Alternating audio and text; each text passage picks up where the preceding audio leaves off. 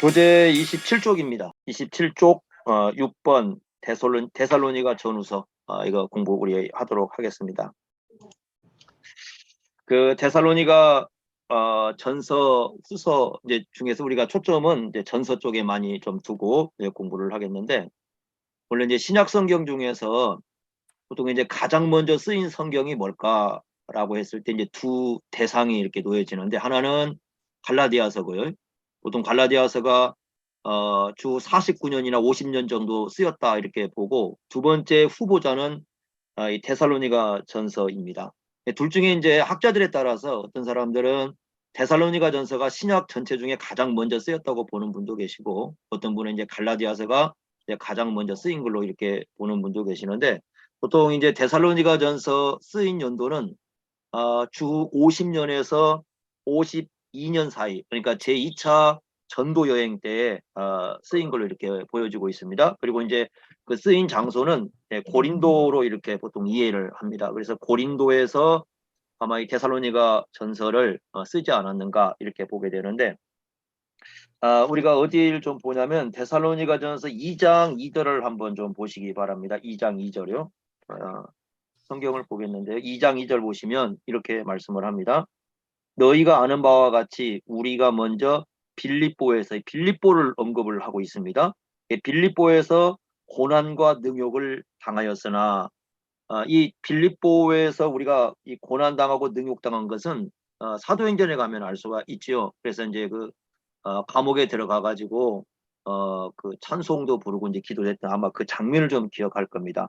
그러고 나서 우리 하나님을 힘입어 많은 싸움 중에 하나님의 복음을 너희에게 전했다. 그러니까 여기 우리 하나님을 힘입어 많은 싸움 중에 요 많은 싸움은 바로 이제 데살로니가전서에서 있었던 일이죠. 그러니까 빌립보에서 고난과 능욕을 당하고, 이 고난과 능욕을 당한 것이 이제 복음을 전하는 것 때문에 당한 거 아니겠습니까?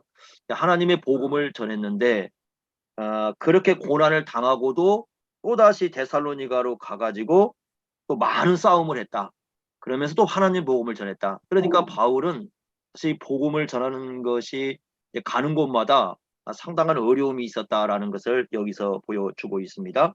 데살로니가에 가서도 굉장히 큰 어려움 가운데 이 복음을 전했다는 것을 우리에게 시사를 해주고 있는데, 2장 9절을 보시면요, 뭐라고 얘기하냐면 2장 9절에 형제들아 우리가 우리의 수고와 애쓴 것을 너희가 기억하리니 너희 아무에게도 해를 끼치지 아니하려고 밤낮으로 일하면서 너희에게 하나님의 복음을 전했다. 여기 보니까 밤낮으로 일하면서 복음을 전했다 이렇게 얘기를 합니다. 그러니까 데살로니가에 가서 바울은 손수 일을 하면서 이 하나님의 복음을 전했다라고 얘기를 해주고 있습니다.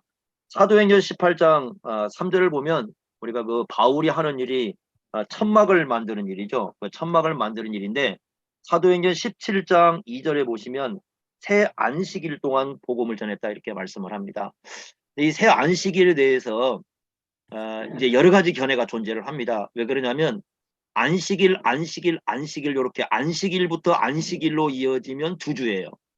그리고 안식일로 이어지지 않고 만약에 그냥 안식일을 7일로 계산해 버리면 37, 21일입니다. 그러니까 여기에 따라서 이제 어떤 분들은 이제 방금 얘기 같은 최소 한 2주 정도를 얘기하는데, 우리가 데살로니가를 보면은 2주 정도는 너무 짧아요. 그래서 이제 많은 학자들이 그 데살로니가에서 복음 전화를 연구하면서 대개 얼마 정도로 잡느냐면 한 3개월 정도를 잡아요. 그러니까 2개월에서 한 3개월 정도로 이 복음을 전하지 않았는가 이렇게 이제 얘기를 합니다. 왜냐하면 그 새 안식일만 계산해 가지고는 너무 짧은 시간이기 때문에 이런 시간 속에서 과연 이 데살로니가의 복음을 우리가 온전하게 전할 수 있을까라는 많은 이제 의견이 있기 때문에 보통 이제 한 2주에서 2달에서 석 달 정도 가르쳤을 것이다 이렇게 보여지는데, 복음을 전한 결과는 1장 그 9절에 나옵니다. 1장 9절에 보시면 이렇게 말씀을 하고 있습니다. 그들이 우리에 대하여 스스로 말하기를 우리가 어떻게 너희 가운데 들어갔는지와 너희가 어떻게, 여기 보면 우상을 버리고 하나님께로 돌아와서 살아계시고 참되신 하나님을 섬겼다라고 얘기합니다. 이게 이제 회심 사건이잖아요. 우상을 버리고 살아계시고 참되신 하나님께로 돌아왔다. 이 참되다, 살아계시다라면 원래 우상과 대조가 되는 거거든요. 우상은 이제 죽은 존재고 거짓된 그런 존재인데 여기서 돌아왔다. 이것이 이제 복음 전한 결과로 이렇게 얘기를 하고 있습니다. 그래서 이제 데살로니가에서 어떻게 복음이 전해졌는가 하는 것은 뭐 이런 배경 정도로 우리가 이해를 하면 좋을 것 같고, 데살로니가 전서와 데살로니가 후서에서 우리가 중요하게 봐야 될 게 하나가 있는데, 그게 바로 뭐냐면 데살로니가 전서는요 매 장마다 재림에 대해서 강조를 하고 있어요. 매 장마다 강조합니다. 그 데살로니가 후서는 총 석 장인데 두 장에 강조를 하고 있습니다. 그래서 데살로니가 전서와 데살로니가 후서까지 전체 내용을 보면 한 장을 빼고는 모두가 다 예수님의 그 재림에 대한 강조를 하고 있어요. 우리가 이제 그 부분을 좀 보겠는데요. 1장 10절을 한번 보십시오. 데살로니가전서 1장 10절 이렇게 말씀했습니다. 또 죽은 자들 가운데서 다시 살리신 그의 아들이 하늘로부터 강림하실 것. 이거 재림에 대한 얘기거든요. 하늘로부터 강림하실 것을 너희가 어떻게 기다린지 말하니 이는 장래의 노하심에서 우리를 건지시는 예수라. 그러니까 여기 내용을 보면 예수님이 재림하실 때 무엇이 있느냐 그랬을 때 하나님의 진노가 있다고 얘기를 합니다. 그리고 하나님의 진노가 있고 그 하나님의 진노에서 우리를 건지실 분이 예수님이다. 이렇게 말씀하고 있는 것이 바로 1장 10절이고요. 그다음 2장에 가보시면 2장은 19절입니다. 19절. 19절에 보면 이렇게 말씀했습니다. 우리의 소망이나 기쁨이나 자랑의 면류관이 무엇이냐? 그가 강림하실 때, 여기 강림에 대한 얘기를 하는데 우리 주 예수 앞에 너희가 아니냐? 그러면서 너희는 우리의 영광이요 기쁨이다. 이렇게 말씀을 하고 있는데 예수님의 재림을 얘기하면서 어디에 초점을 두고 있냐면 교인들에게 초점을 두고 있습니다. 그러니까 예수님의 재림 때에 나의 영광이 있고 나의 기쁨이 있는데 그게 바로 누구냐면 교회라는 거죠. 그래서 바울이 복음을 전해가지고 그 복음을 들은 그 교인들이, 그 데살로니가 교인들이 사실 바울에겐 예수님 재림 때에 큰 기쁨이 되고 큰 자랑이 된다. 그래서 예수님의 재림을 어디에 맞추고 있냐면 사람에게 맞추고 있습니다. 교회에 맞추고 있어요.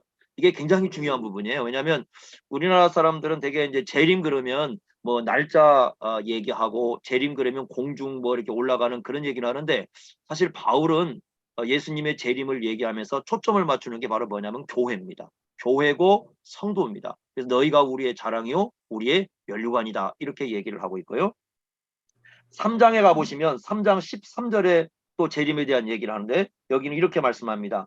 너희 마음을 굳건하게 하시고 우리 주 예수께서 그의 모든 성도와 함께 강림하실 때에, 여기 이제 강림하시는데 성도와 함께 강림하신다라고 말씀을 합니다. 그러니까 예수님이 재림하실 때는 하늘에 있는 성도들도 같이 온다는 거죠. 그러니까 예수님만 오는 게 아니라 하늘에 있는 성도들도 같이 예수님과 함께 오는데 그때 하나님 우리 아버지 앞에서 거룩함에 흠이 없게 하시기를 역시 여기도 어디에 초점이 맞추고 있냐면 교인들에게 맞춰져 있어요. 그래서 교인들이 흠이 없이 하나님 앞에 세워지는 것, 흠이 없이 예수 그리스도 앞에 세워지는 것, 이것이 바로 재림 때에 일어날 가장 중요한 일이다. 이렇게 바울은 강조를 하고 있습니다. 그러니까 바울은 예수님의 재림을 얘기하면서 데살로니가전서의 독특한 성은 뭐냐면 그 초점을 자꾸 성도에게 맞추고 있다는 거예요. 뭐 이렇게 다른 부분에 맞추는 게 아니라 자신이 그 목회하고 있는 그 데살로니가 교회의 성도들에게 맞춰가지고 너희가 우리 기쁨이고 자랑이고 너희가 흠이 없이 서는 것이 지금 재림 때의 목표다. 이렇게 얘기를 하고 있습니다. 자, 그 다음에 4장 16절 보시면요. 4장 16절에도 재림에 대한 얘기가 나옵니다. 주께서 호령과 천사장의 소리와 하나님의 나팔 소리, 여기 세 가지 소리가 얘기를 하죠. 원래 호령이라는 것은 그 군대의 상관이 그 밑에 있는 사람에게 이렇게 명령 내릴 때 쓰는 표현입니다.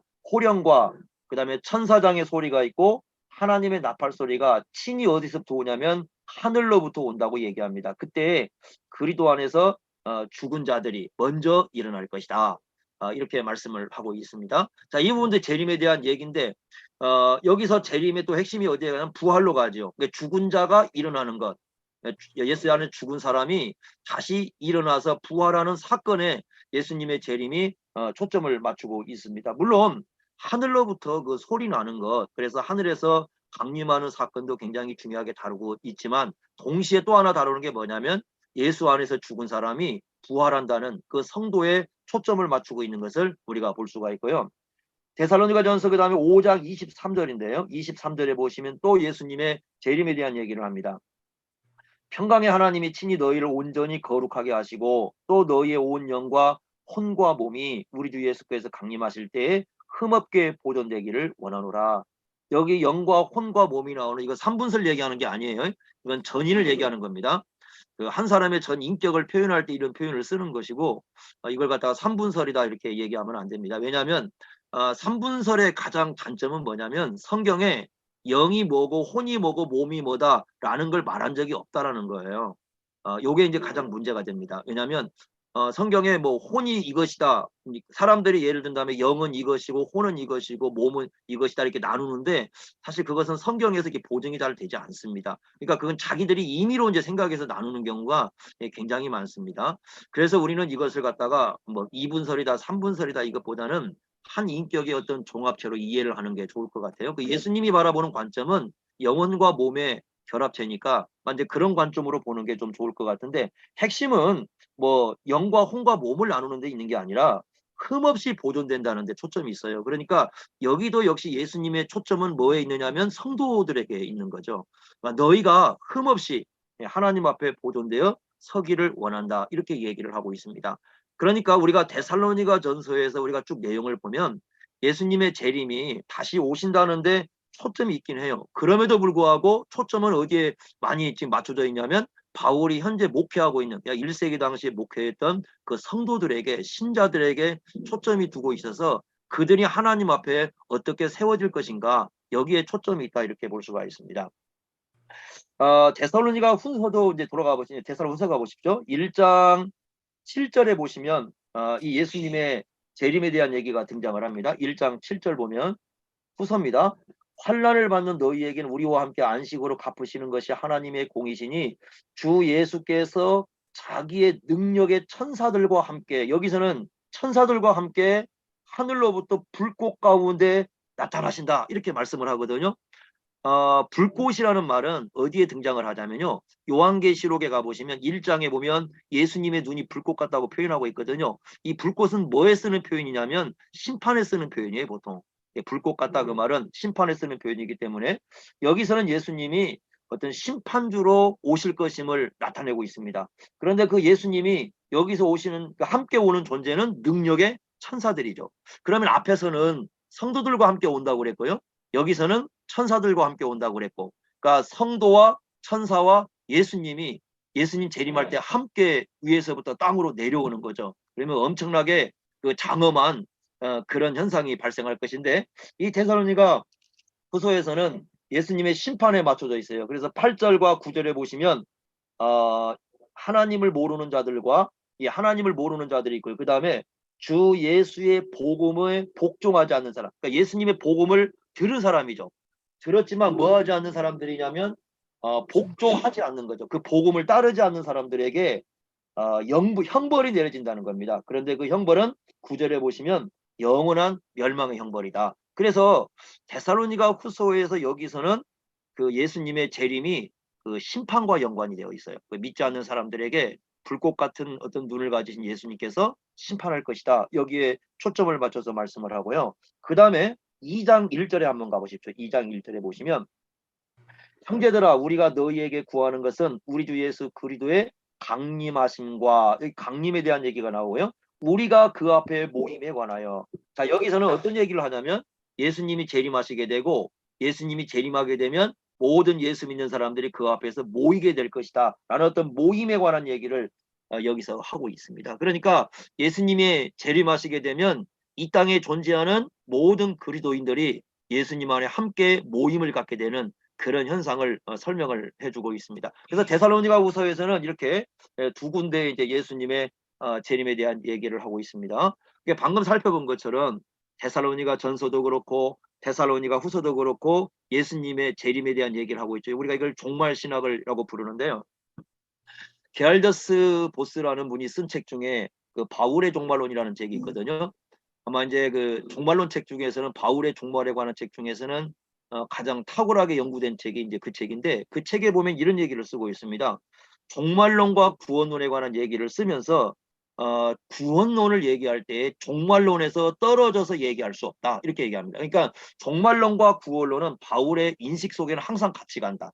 그러니까 종말은 구원, 구원은 종말, 이것은 떨어져서 존재하는 게 아니고, 어떻게 생각한다면 바울의 구원론은 바울의 이 종말론에 뿌리를 두고 있다고 할 정도로 종말론은 바울의 인식 속에 굉장히 깊이 박혀 있었고, 그리고 이제 바울이 교회 가서 이 전할 때마다 이 종말에 대한 강조를 상당히 많이 했다는 걸 알 수가 있습니다. 바로 이 데살로니가 이제 전후수가 우리에게 그걸 보여주는데, 짧은 시기에 전했지만은, 비록 짧은 시기에 전했지만은 이 종말에 대한 얘기가 아주 넓게 펼쳐져 있잖아요. 그러다 그 보면은 그 짧은 시기지만은 종말에 대해서 상당히 많은 것을 그곳에 가서 가르치지 않았는가, 이렇게 우리가 생각해 볼 수가 있습니다. 그래서 27쪽에 보시면 1번에 이렇게 나오죠. 교회는 예수 그리스도의 재림에 대한 바른 신앙을 가지고 있어야 된다. 이거 상당히 중요하죠. 왜냐하면 바울이 지금 우리가 살펴본 대로 전체적으로 예수님의 어떤 재림에 대한 얘기를 했기 때문에 이 부분을 우리가 상당히 중요하게 봐야 되고요. 그래서 교회라는 것은 어떤 공동체냐라고 했을 때 예수님의 재림을 향해서 나아가고 있는 공동체고, 그리고 우리가 항상 생각해야 될 것은 그 예수님이 다시 이 땅에 오시는 그 재림의 근거에서 오늘날 우리가 어떻게 살아야 되고 어떻게 걸어가야 되는지, 이제 그런 부분을 아주 중요하게 생각해야 된다라고 가르쳐 주고 있습니다. 거기 보시면 성경 구절이 이제 여러 개가 나와 있는데, 우리가 이제 이렇게 여러 가지를 살폈던 내용인데, 이 중에 하나가 우리가 재림에 관해서 상당히 중요하게 좀 봐야 될 내용이 4장 13절부터 18절까지거든요. 성경을 한번 펴보십시오. 제가 이제 그 부분을 좀 주석을 좀 해보면서 내용을 보겠습니다. 데살로니가 4장 13절입니다. 형제들아, 자는 자들에 관하여는 너희가 알지 못함을 우리가 원하지 아니하노니. 여기 자는 자라는 것은 예수 안에서, 그 14절에 보시면 예수 안에서 자는 자들, 이렇게 표현을 했죠. 그리고 16절에 보시면 그리스도 안에서 죽은 자들이에요. 그러니까 지금 여기에서 말하는 잠은 죽음에 대한 표현입니다. 문제는 이 잠이 뭘 얘기하느냐 이제 하는 건데요. 왜냐하면 잠을 잔다고 했을 때 어떤 사람들은 영혼이 잠을 잔다, 이렇게 생각하는 분들이 계세요. 그래서 이제 영혼 수면설이라는 걸 소위 주장하게 되는데, 그 루터파 사람들도, 루터도 이걸 주장을 했어요. 그래서 루터도 잠을 자는 게 영혼이다, 이렇게 주장을 했는데, 개혁교회에서는 그 영혼이 자는 게 아니고요. 영혼은 죽음과 즉시에 하늘로 가서 의식 있는 활동을 하는 거고, 실제로 잠을 자는 것은 몸이다, 이렇게 얘기를 합니다. 여기서 말하는 걸 잠자는 것은 몸이라고 여러분 보셔야 됩니다. 몸이 잠을 자는데, 그 이유는 이제 부활을 전제하고 쓰는 표현이라고 볼 수 있어요. 그러면서 이렇게 얘기합니다. 소망 없는 다른이, 소망 없는 다른이라는 것은 예수 믿지 않는 사람들을 얘기하는 겁니다. 예수 믿지 않는 사람들이 슬퍼하는 것처럼 슬퍼하지 않게 하려 합니다. 자, 여기서 우리가 한 가지 생각해 볼 수 있는 게 뭐냐면, 지금 데살로니가 교회 가운데 죽은 사람이 있다라는 거, 예수 믿고 죽은 사람이 있는데, 그 예수 믿고 죽은 사람 때문에 슬퍼하는 사람이 있다라는 거죠. 근데 그 슬픔이라는 것이 어떤 슬픔이냐 그랬을 때, 그 믿지 않는 사람들과 같은 슬픔을 갖고 있다라고 얘기를 합니다. 이 말씀을 이제 오해를 하면 안 되는 거죠. 왜냐하면 예수 믿는 사람들이 죽었을 때 예수 믿는 사람들은 울면 안 된다, 그러면 안 되는 거죠. 왜냐하면 예수님도 나사로의 죽음 앞에서는 눈물을 보였거든요. 그러니까 그 울지 말라는 얘기를 하는 것이 아니고, 믿지 않는 사람들처럼 울면 안 된다는. 그 사람들은 왜 그러냐면 소망이 없는 거잖아요. 믿지 않는 사람은 어떤 소망이 없냐면 부활에 대한 소망이 없는 거죠. 그러니까 여기서 말하는 것은 소망이 없다라는 것은 부활과 연관이 되었어요. 그래서 부활이라는 어떤 그런 소망이 있는데, 그 소망이 없는 그 불신자들처럼 우리가 슬퍼하면 안 된다, 이렇게 말씀을 하고 있는 거예요. 그래서 아마 초대교회인데 이렇게, 그래서 학자들이 생각을 합니다. 예수님께서 그 재림한다는 것에 대해서 이제 오해를 해가지고요, 많은 사람들이 그 자기들 당대에 예수님이 재림한다고 생각을 했던 것 같아요. 그런데 예수님이 재림하기 전에 사람들이 죽은 거예요. 그러면 죽은 사람은 어떻게 되느냐?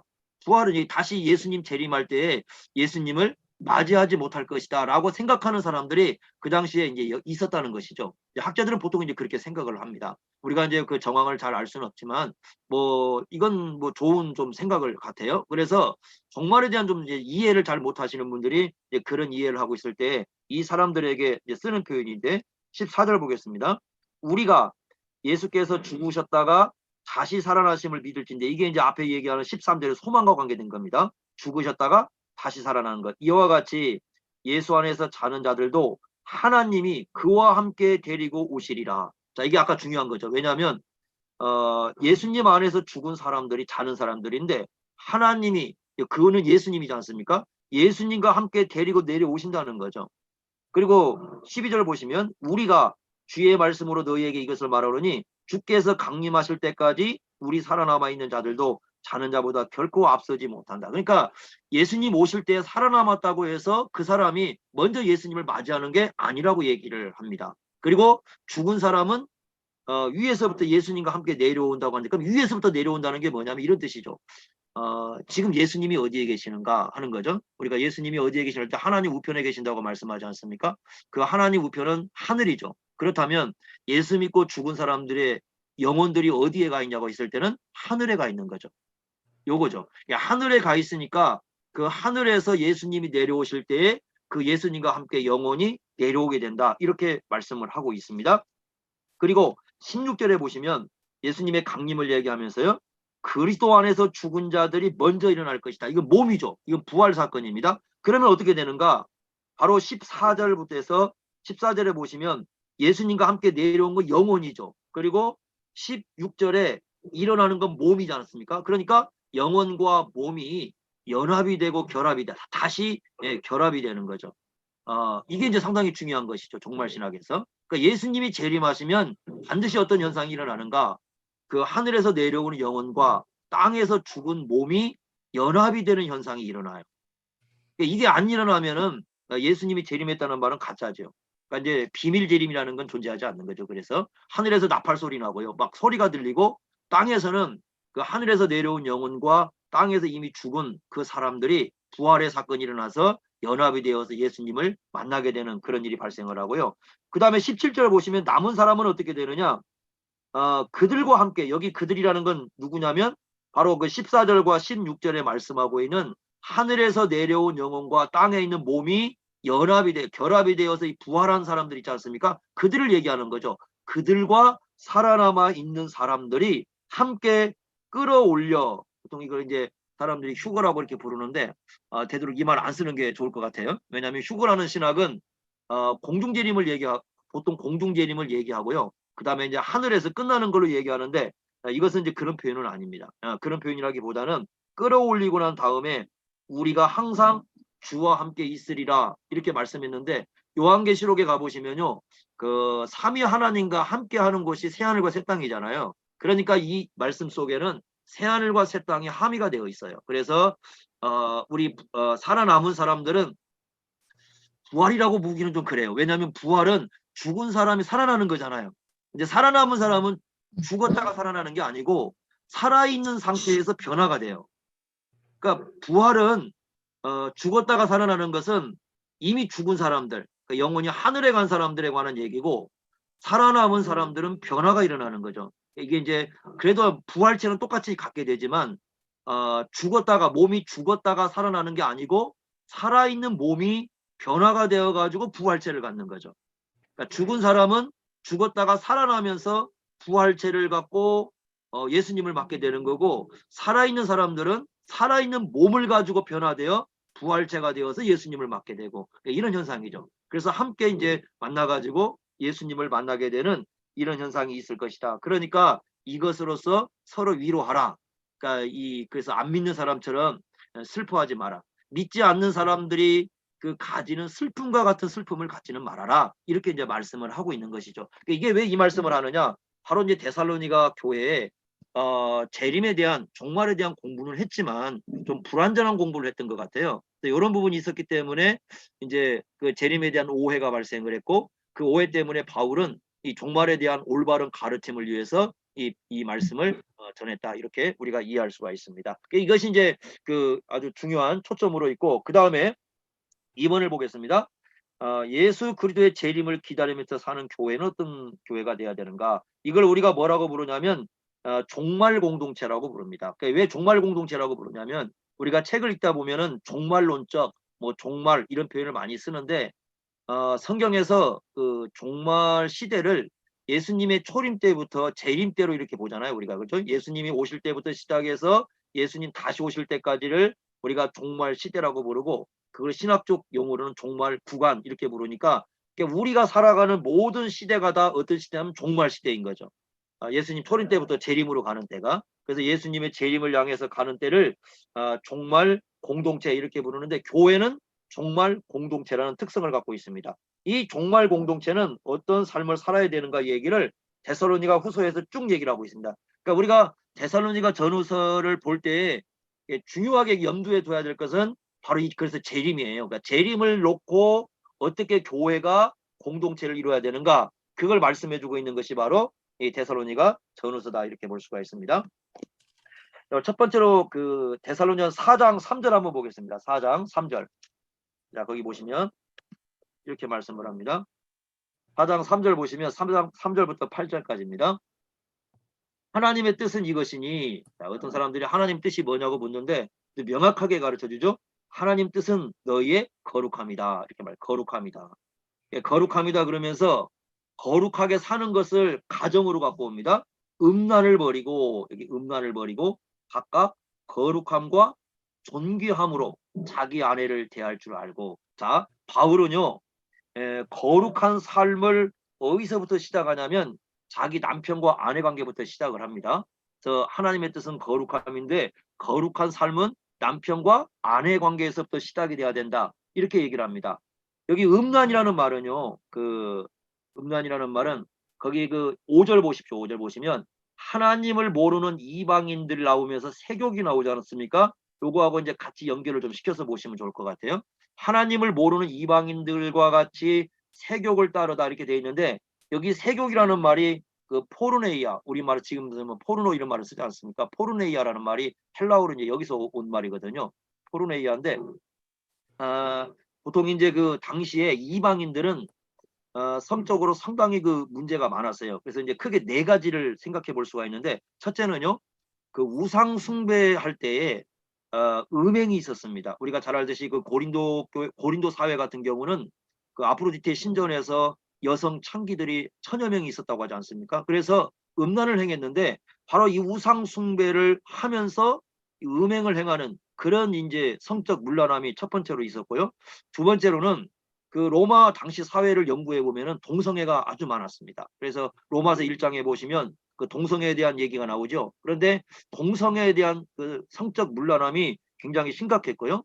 세 번째는 그 로마 이제 왕족들에게도 그게 많이 나타나는데, 근친 상간이 굉장히 많았어요. 그래서 이제 고대의 그 자기들의 그 혈통을 보존하기 위해서 근친 상간을 행하는 그런 일들이 굉장히 많았고, 네 번째는 그 노예입니다. 그 주인과 노예 관계인데, 그 주인들이 그 여자 노예가 있을 때 그 여자 노예를 어떤 성적 놀이개처럼 취급하는 일들이 굉장히 많았습니다. 그러니까 로마 사회가 그 노예가 존재했던 사회고, 노예로 말미암아 유지되었던 사회로 갈 정도로 노예가 많았었는데, 이 노예를 그 성적 어떤 놀이개식으로 생각했던 그 주인들이 상당히 많이 있었던 거예요. 그러다 보니까 이 고대 세계가 완전히 성적으로 문란한 사회였어요. 그러니까 이 네 가지 정황에 의해서 그렇습니다. 그러니까 이런 사회 속에 존재했던 그 사회 속에서 이 사람들이 예수를 믿지 않았습니까? 그런데 문제는 뭐냐면 예수를 믿었어도 과거에 가졌던 그 생각이 별로 잘 안 바뀌는 거잖아요. 그래서 이제 바울이 이제 강력하게 여기서 얘기를 하는 겁니다. 자기 아내를 대할 때 어떻게 대해야 되느냐? 거룩하게 대하라. 그러니까 존귀하게 대하라. 이렇게 말씀을 합니다. 우리가 그 거룩함이라는 말은 구별되었다라는 의미를 갖잖아요. 그러니까 구별되었다라는 말을 여기다 아내에게 적용하면, 아내도 구별된 존재라는 건 하나님께 속한 존재라는 의미를 갖고 있죠. 그러니까 자신의 아내도 예수를 믿는다면 하나님께 속한 존재다. 그러면 하나님께 속했다는 건 어떤 의미를 갖습니까? 예수님이 피로 값주고 사신 존재죠. 그럼 존귀한 존재인 거죠. 그 아내도 하나님의 자녀로서 하나님 백성으로서 굉장히 존귀한 존재고, 그다음에 이제 존귀함이 이어지는 것은 이제 같은 더 강조점을 두고 있습니다. 그러니까 자기 아내를 대할 때는 마치 그 이제 1세기 당시에 그 남자들이 그 여성들을 대할 때 굉장히 가볍게 대했거든요. 그래서 심지어는 뭐 전에도 얘기했지만 어떤 것까지냐면, 그 여자는 그 때려야 말을 듣는다. 그래가지고 막 이 여성들을 갖다가 집에서 자기 아내를 사랑한다 하면서 막 때리는 그 남자들이 많았어요. 1세기 당시에. 우리가 지금 생각하면 참 이상한 사회인데 여성들은 때려야 말을 듣는다고 이렇게 생각을 해가지고 막 이렇게 취급을 하기도 하고 그리고 이제 여자분들에 대해서는 남자들보다는 좀 열등한 존재. 그 재밌는 게 뭐냐면 헬라 세계도 마찬가지고 유대 세계도 마찬가지인데요. 헬라 사람들도 자기 신에게 감사할 때 여자로 태어나진 않은 거 감사했고요. 사모님한테만 굉장히 죄송한데요. 근데 유대인들도 뭐라고 얘기하냐면 자기들이 기도를 하잖아요. 여자로 안 태어난 걸 감사해요. 날마다. 그러니까 이게 좀 웃긴 사회죠, 그죠? 그래서 1세기 당시는 여성들에 대해서 그렇게 아주 가볍게 그러다 보니까 그 습관이 남아 있어가지고 아내를 대할 때도 소홀히 대하고 남자들은 아내에 대해서 사랑한다는 말 한마디 않고 때려야 말을 듣는 이런 막 이상한 얘기들이 1세기 당시에 등장을 했던 것이죠. 그래서 바울은 강력히 얘기하는 겁니다. 예수님의 재림을 생각한다면 우리가 예수님 재림 때에는 모두가 다 동등한 한 형제 자매로 하나님 앞에 설 거 아니겠습니까? 그런 관점에서 본다면 자기의 아내부터 소중히 여기고 존귀하게 여기고 그러니까 목회자들 중에서 가끔 보면 자기 아내를 멸시하고 함부로 대하고 이런 사람들이 있잖아요. 일단 목회 그만두셔야 돼요. 그분은. 그렇게 하시면 안 되죠. 그렇게 대하는 사람이 어떻게 대하겠습니까? 그러니까 그런 신학을 갖고 있는 사람들이라면 사실 목회하면 안 되는 사람들이죠. 왜냐하면 이것은 아예 기독교 신학 자체가 존재하지 않으니까요. 그러니까 우리가 가장 중요한 건 먼저 그래서 자기 아내를 존귀하게 소중하게 이렇게 이제 가르쳐 준 거는 이게 예수님의 재림을 기다리는 아주 중요한 삶이죠. 어디를 보시냐면요. 7절 한번 보십시오. 이렇게 말씀 7절. 하나님이 우리를 부르심은 여기 부르심이라는 것은 효과적인 부르심이라는 겁니다.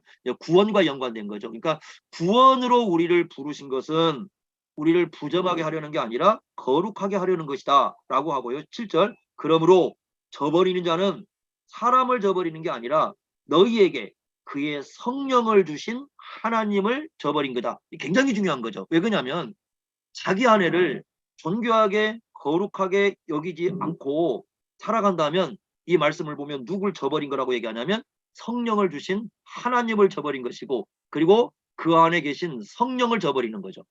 우리가 데살로니가 그 전서에서 중요한 게 그 5장에 가보시면 5장 19절 보시면 이런 말씀 나와요. 5장 19절에 성령을 소멸하지 말라는 말씀 나오죠. 그렇지 않습니까? 그럼 성령을 소멸하지 말라고 했는데 이 성령을 소멸한다는 건 성령의 인격을 소멸시키는 게 아니고요. 성령의 역사를 소멸시키는 거거든요. 그런데 성령의 역사를 소멸시키는 것 중에 하나가 바로 뭐냐면 8절이에요. 그 4장 8절. 그러니까 아내를 존귀하게 여기지 않는 것. 그것은 성령을 소멸시키는 역사 중에 하나예요. 그런데 이상한 이 성령을 받으면 이런 거죠. 우리나라에 이제 잘못 받은 성령령을 받으면 성령 우월론에 빠지게 되면 그 사람은 가족을 좀 팽개치는 경향성이 있어요. 그래서 자기 아내를 막 무시하고요. 주위 사람들 무시하고 뭐 이런 사람들 있잖아요.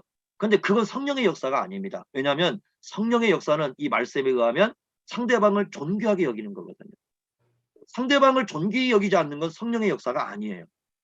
하나님의 역사도 아니고. 그러면 그 사람들은 어떤 사람들이냐? 5장 19절에 말씀하고 있는 성령을 소멸시키는 사람. 오히려 그러니까 상대방을 존귀하게 여기지 않고 오히려 함부로 대하고 소홀히 여기는 사람은 성령의 역사를 소멸시키는 사람이다. 이렇게 이해를 할 수 있습니다. 그러니까 이 데살로니가 교회 공동체 안에서 만약에 어떤 사람이 자기 아내를 함부로 대하는 사람이 있다면 그 사람은 성령을 주신 하나님을 소홀히 여기는 것이고 심지어는 성령의 역사를 소멸시키는 그런 일을 하고 있는 사람이다. 그렇기 때문에 아주 존귀하게 여겨야 된다라고 이 관계적인 면을 상당히 중요하게 가르쳐 주고 있습니다. 그래서 이 4장 3절부터 8절까지 첫 번째로 이런 얘기를 하고 두 번째는 4장 9절부터 10절까지인데요. 4장 9절에 보시면 형제 사랑에 관하여는 너희에게 쓸 것이 없다. 너희 자신이 하나님의 가르침을 받아서 여기 서로 사랑함이라 이렇게 말씀했어요. 서로 사랑함이라 이렇게 말씀했는데 여기 참 재밌는 표현이 나옵니다. 하나님의 가르침을 받았다라고 얘기를 하지 않습니까? 그런데 우리가 잘 알듯이 서로 사랑하라는 말씀은 어디에 나오냐면 예수님께서 요한복음 13장에 가르쳐 주죠. 요한복음 13장에서 제자들의 발을 씻어주지 않습니까? 발을 씻어주면서 너희가 서로 사랑하라. 세 계명을 주셔서 사랑하라. 그래서 이 말씀이 이제 하나님의 가르침을 받아라는 것은 두 가지 가능성이 있어요. 첫째는 예수님을 하나님으로 말씀을 해가지고 예수님의 가르침을 받은 것을 하나님의 가르침으로 받았다라고 해석할 수가 있고요. 또 하나의 가르침은 뭐냐면 우리가 구약을 보시면 내 이웃을 내 몸과 같이 사랑하라고 이미 말씀을 하셨잖아요. 그러니까 포괄적으로 얘기해서 구약에서 이웃 사랑을 말씀했는데 그 말씀을 가져온 것으로 볼 수도 있어요. 둘 중에 이제 어느 것이냐라고 이제 우리 그렇게 생각하지 말고요. 함께 좀 보는 게 좀 좋을 것 같아요. 왜 그러냐면 예수님이 서로 사랑하라는 말씀이 어떤 갑자기 등장한 말씀이 아니라 이미 구약에 존재하고 있기 때문에. 그런데 왜 그 새 계명이라고 그랬느냐라고 했을 때 그 새라는 말이 굉장히 중요하죠. 왜냐하면 이 새라는 말은요. 그 새 언약과 연관을 시켜야 됩니다. 그 요한계시록에 보면 새 노래가 나오죠.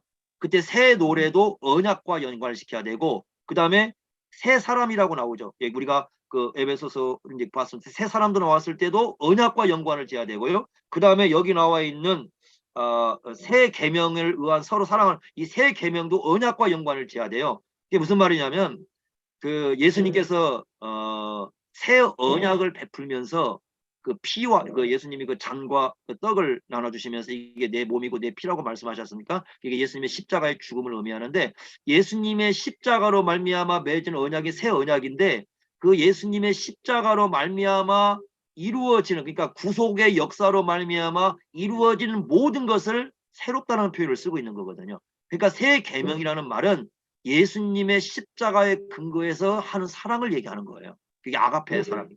예수님의 십자가의 근거에서 하는 사랑. 그러니까 새 사람이라는 것은 예수님의 십자가에 의해서 새롭게 이루어지는 사람을 얘기하는 거고 새 노래라는 것은 예수님의 십자가의 구속에 의해서 불려지는 노래가 새 노래예요.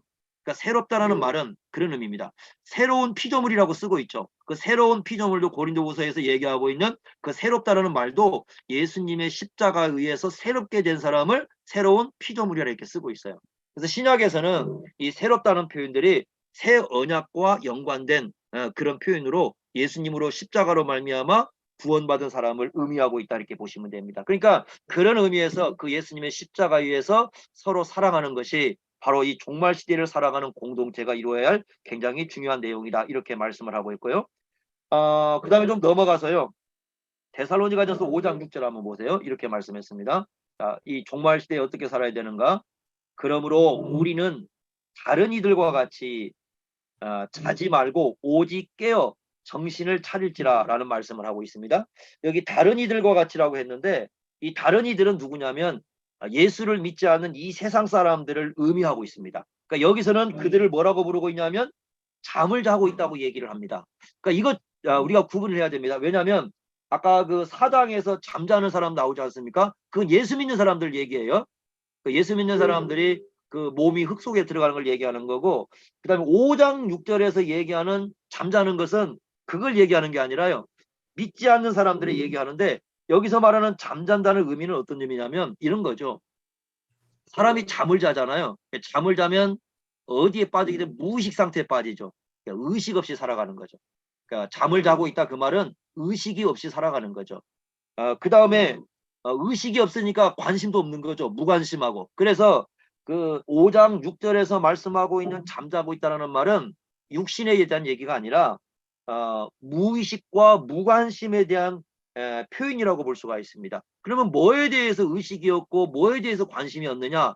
데살로니가 전서가 아까 이 기둥처럼 짜여진 게 재림이잖아요. 그럼 우리가 여기서 답은 당연히 나오는 거죠. 예수님의 재림에 대해서 예수님의 오심에 대해서 아무런 관심도 없고 예수님의 오심에 대해서 아무런 의식도 없이 살아가는 삶을 잠자는 삶이다 이렇게 부르는 겁니다. 그러니까 이 세상 사람들은 그렇게 살아가고 있는 것이죠. 그래서 이런 사람들에게 뭐라고 얘기하냐면 깨어있으라 이렇게 얘기합니다. 깨어서 정신을 차려라. 그러면 여기서 깨어있다는 말은 어떤 의미겠습니까? 바로 관심과 의식을 가지고 살아가는 삶. 예수님께서 다시 오신다. 예수님이 재림하신다는 것에 대해서 관심을 가지고 그리고 그것에 대해서 어떤 의식적인 생활을 하는 사람을 얘기를 하는 겁니다. 그러니까 이게 깨어있다는 말을 오해를 해가지고요. 어디 가가지고 막 모여가지고 막 뭘 이렇게 자기들끼리 집단끼리 모여해서 그걸 깨어있다라고 쓰시면 안 됩니다. 왜냐하면 이것은 그런 얘기를 하는 게 아니고 일상의 삶을 살면서 깨어있는 거예요. 일상의 삶을 살면서. 그러니까 매일매일 살아가면서 깨어있는 삶을 의미합니다. 그 5장 16절, 17절, 18절 보시면 항상 쉬지 말고 범사에 이런 표현들 나오죠. 이거 다 관계된 표현들이거든요. 그러니까 범사에 깨어있는 삶을 얘기하는 겁니다. 그러니까 예를 든다면 아마 이제 그 당시에 노예가 많았으니까요. 많은 사람들이 노예로 이렇게 들어와 노예인데 예수를 믿었을 거란 말이에요. 그런데 그 사람들은 다시 노예의 삶을 살고 있어요. 그런데 이제 다른 게 뭐냐? 노예로 살면서도 깨어있는 삶을 사는 거죠. 노예로 살면서요. 그리고 이제 데살로니가 후서의 3장에 가면 어떤 말씀이 나오냐면 아마 잘 아는 말씀인데 일하기 싫은 자는 먹지 말라 그랬잖아요. 일상의 삶을 그 무시를 하고 일상의 삶을 그 소홀히 여기는 사람들에게 했던 말씀들인데 일상 삶 속에 들어가서 일을 하면서도 깨어있는 삶을 사는 거죠. 바로 그게 뭐냐? 항상 일상에 살면서도 예수님의 그 오심을 의식하면서 살아가는 거죠. 그 우리 저 유 목사님 같은 경우는 그 어부 이제 물고기를 잡으면서도 깨어 있을 수 있고요, 그죠? 우리 김성 목사님 그 농소 그 밭에 가서 잡초를 요즘에 드론으로 이렇게 뭐 제초 뿌리듯만은 그거 하면서도 깨어 있는 삶을 살 수 있는 거고요. 우리 목사들은 말씀 준비하면서도 깨어 있는 삶을 살 수 있고 그 깨어 있는 게 뭐냐? 그랬을 때 데살로니가 전후서에서는 예수님의 재림에 대해서 의식하고 그것에 관심을 갖고 그걸 준비하는 삶을 깨어있는 삶이다 이렇게 부르고 있습니다. 우리가 이제 그런 삶을 이 땅에서 살아야 된다 이렇게 강조하고 있고요. 그 다음에 데살로니가전서 5장 12절부터 22절까지인데 여기는 이제 이 말씀은 좀 많이 그 들었던 우리가 알고 있는 그런 말씀이에요. 여기 초점을 한번 보겠습니다. 어디를 보시냐면 14절 한번 보세요. 14절. 또 형제들아 너희를 권면하노니 게으른 자들을 권계하며 여기입니다. 마음이 약한 자들은 격려해주고 힘이 없는 자는 붙들어주고 모든 사람에 대해서 오래 참으라. 이게 목회의 어떤 방침인데 이 너희라는 말로 쓰고 있습니다. 복수를 쓰고 있어요. 자 형제들아 너희를 권면하노니 그러니까 이거 뭐냐면 교회 공동체를 지금 얘기를 하고 있는 거죠. 교회로 모여서 이렇게 하는 교회로 모였을 때 어떻게 해야 되는가? 게으른 사람이 있다면 서로 권면해주고 마음이 약한 사람이 있으면 격려를 좀 해주고 힘이 없는 사람이 있으면 좀 붙들어주고 모든 사람에 대해서 오래 참으라 이렇게 말씀을 하고 있습니다. 자 그러면 잘 보십시오. 16절 17절 18점인데요. 항상 기뻐하라 쉬지 말고 기도하라 범사에 감사하라 이것이 그리스도 예수 안에서 너희를 향하신 하나님 뜻이야. 여기도 벌써 너희라는 복수를 쓰고 있죠. 그러니까 여기 잘 보시면요. 요게 그냥 항상 기뻐하라 쉬지 말고 기도하라 범사에 감사하라가 개인 윤리가 아니고요. 공동체 윤리예요. 공동체 윤리. 그러니까 1차 물론 개인에게 적용이 됩니다. 왜냐하면 그 공동체라는 것이 그 각 지체가 이렇게 이제 속해서 되는 거니까 개인에게 적용이 되지만 지금 바울이 이것을 쓰고 있을 때는 공동체 윤리예요. 그리고 데살로니가전서 이미 1장부터 볼 때 1장 1절에 교회에 쓰고 있습니다. 교회. 그러니까 교인들이 회중들이 이렇게 모여 있을 때에 이 말씀을 하고 있는 것이기 때문에 개인 윤리가 아니라 공동체 윤리입니다. 항상 기뻐하고 쉬지 말고 기도하고 범사에 감사해야 되는 것이 교회에 대해서 얘기를 하면서 교회가 그렇게 모였을 때 그렇게 해야 된다라고 강조를 해주고 있는 것이지 이게 건지 그 개인 윤리로만 일단 생각을 하면 안 된다는 거죠. 이 부분을 일단 초점을 두시고요. 그 다음에 성령을 소멸하지 말라. 아까 성령을 소멸하지 말라는 것은 관계적인 측면이 있습니다. 여기서는 아까 그 부부 관계를 얘기했는데 그런 관계적인 측면이 드러나고 있고 그 다음에 예언이라는 말 나오지 않습니까? 20절에 예언은 하나님의 말씀을 선포하는 설교입니다. 그러니까 설교를 멸시하지 마라. 그걸 또 어떻게 알 수 있냐면 그 앞에 보시면 12절 보시면요. 수고하고 주어 너희를 다스리며 권하는 자들이 나오죠. 여기 12절에요. 다스리며 권하는 자들. 이게 바로 누구냐면 목회자와 관련 있는 사람들이죠. 이게 목회자입니다. 그러니까 그 20절은 바로 이제 그 목회자가 전하는 예언이라는 건 설교로 이해를 할 수 있어요. 그 설교를 멸시하지 마라. 이렇게 얘기를 하고 있습니다. 하나님의 말씀을 멸시하지 말아라. 라고 얘기를 하고 있고 그 다음에 21절 보시면 범사에 헤아려 좋은 것을 취하라 이렇게 말씀했는데 이 좋은 것이라는 말은 누가 보기에 좋은 거냐면 하나님 보시기에 좋은 거니까 하나님 뜻에 합당하다 그 말입니다. 그러니까 무조건 모든 거라고 이렇게 받아들이지 말고 이 모든 범사라는 건 일상 속에 살아가는 건데 그 삶 속에서 어떻게 해야 되느냐 헤아린다는 건 분별력을 얘기하는 거거든요. 분별을 해가지고 하나님께서 합당하게 보신 것이 무엇인가 그런 것들을 우리가 취해야 된다라고 얘기하고 22절에 악은 어떤 모양도 가져서는 안 된다. 악은 심지어는 모양이라도 버려라. 이렇게 얘기하면서 종말 공동체로 모였을 때 교회가 어떤 공동체를 이뤄내야 되는가 하는 것을 이렇게 말씀해 주고 있는 것이죠. 이 부분이 우리가 생각해야 되고요. 데살로니가 후서 3장 10절부터 그 12절까지도 역시 그 종말 공동체에 대한 얘기인데 거기는 한마디로 얘기하면 이런 거죠. 성실하게 일하라. 그러니까 자기가 예수 믿었다고 했으니까 예수 믿었으니까 그냥 일상 삶을 팽개치고 일상 삶을 내 마음대로 살고 그렇게 하지 말고 성실하게 일상 삶을 살아가는 것이 하나님의 귀한 뜻이다. 그러니까 우리가요 예수님의 재림을 기다린다는 것은 따로 어디 가가지고 어떤 집단을 이루고 또 예수님을 재림을 기다린다는 것은 내 일상 삶을 팽개치고 어떻게 살아가는 게 아니고 데살로니가 전후서를 보시면 일상의 삶을 가장 성실하게 살아야 된다고 우리에게 얘기를 해주고 있어요.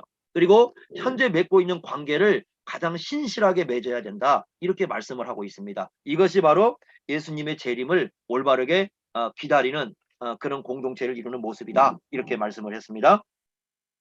자, 그 다음에 넘어가겠습니다.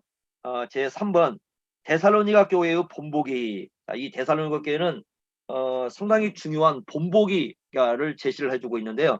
1장 6절 한번 보시겠습니다. 데살로니가전서 1장 6절이요. 그러니까 데살로니가전서에서 이 데살로니가 교회를 바울은 본보기라는 걸로 상당히 중요하게 좀 언급을 해주고 있어요. 1장 6절 보시면 또 너희는 많은 환난 가운데서 성령의 기쁨으로, 성령의 기쁨이라는 것은 성령님께서 주시는 그런 기쁨으로 말씀을 받아. 여기 보시면 말씀을 받았는데 기쁘게 받았죠. 말씀을 받았는데 기쁨을 받았는데 그 기쁨을 누가 주시는 거냐면 성령이 주시는 겁니다. 그러니까 말씀을 받을 때에 기쁨으로 받는 것, 그게 바로 성령의 역사다. 그래서 성령의 기쁨으로 말씀을 받았는데 우리와 주를 본받은 자가 되었다라고 얘기를 합니다. 본받은 자가 되었다. 그러니까 이 교회는 어떤 교회냐면 성령의 역사가 있는 교회, 성령께서 주신 기쁨이 있는 교회입니다. 그 성령이 주신 기쁨이 어디에서 드러나냐면 하나님의 말씀을 받는 데서 드러난 거죠. 그러면서 7절에 이렇게 얘기합니다. 그러므로 너희가 마게도냐와 아가야에 있는 그 모든 믿는 자의 본이 되었다. 너희가 본이 되었다. 이렇게 얘기를 하고 있습니다. 그리고 8절에 보시면 주의 말씀이 너희에게서부터 시작해서 마게도냐와 아가야에 들릴 뿐 아니라 하나님을 향하는 너희 믿음의 소문도 각처에 퍼졌다. 자, 계속해서 어떤 얘기를 합니까? 데살로니 교회가 상당히 어떤 그 본이 되는 그런 교회라고 말씀을 하죠. 마게도냐라고 한다면요. 마게도냐에 그 속해 있는 교회 중에 하나가 빌립보입니다. 그 2장 아까 얘기했던 2장 2절에 보면 빌립보가 나오죠. 여기 마게도냐에 속해 있는 교회거든요. 그 다음에 그 아가야에 속해 있는 교회는 고린도. 고린도 교회가 그 아가야에 속한 대표적인 교회입니다. 그러니까 이 고린도에도 소문이 나고 빌립보에도 소문이 나고 이 그 데살로니가 교회의 그 믿음과 그 다음에 이 교회에서 이루어지는 그 하나님의 말씀을 받은 거, 하나님의 말씀을 받고 그 말씀 안에서 믿음으로 살아가는 그런 얘기들이 사방으로 이렇게 퍼져나갔던 거죠.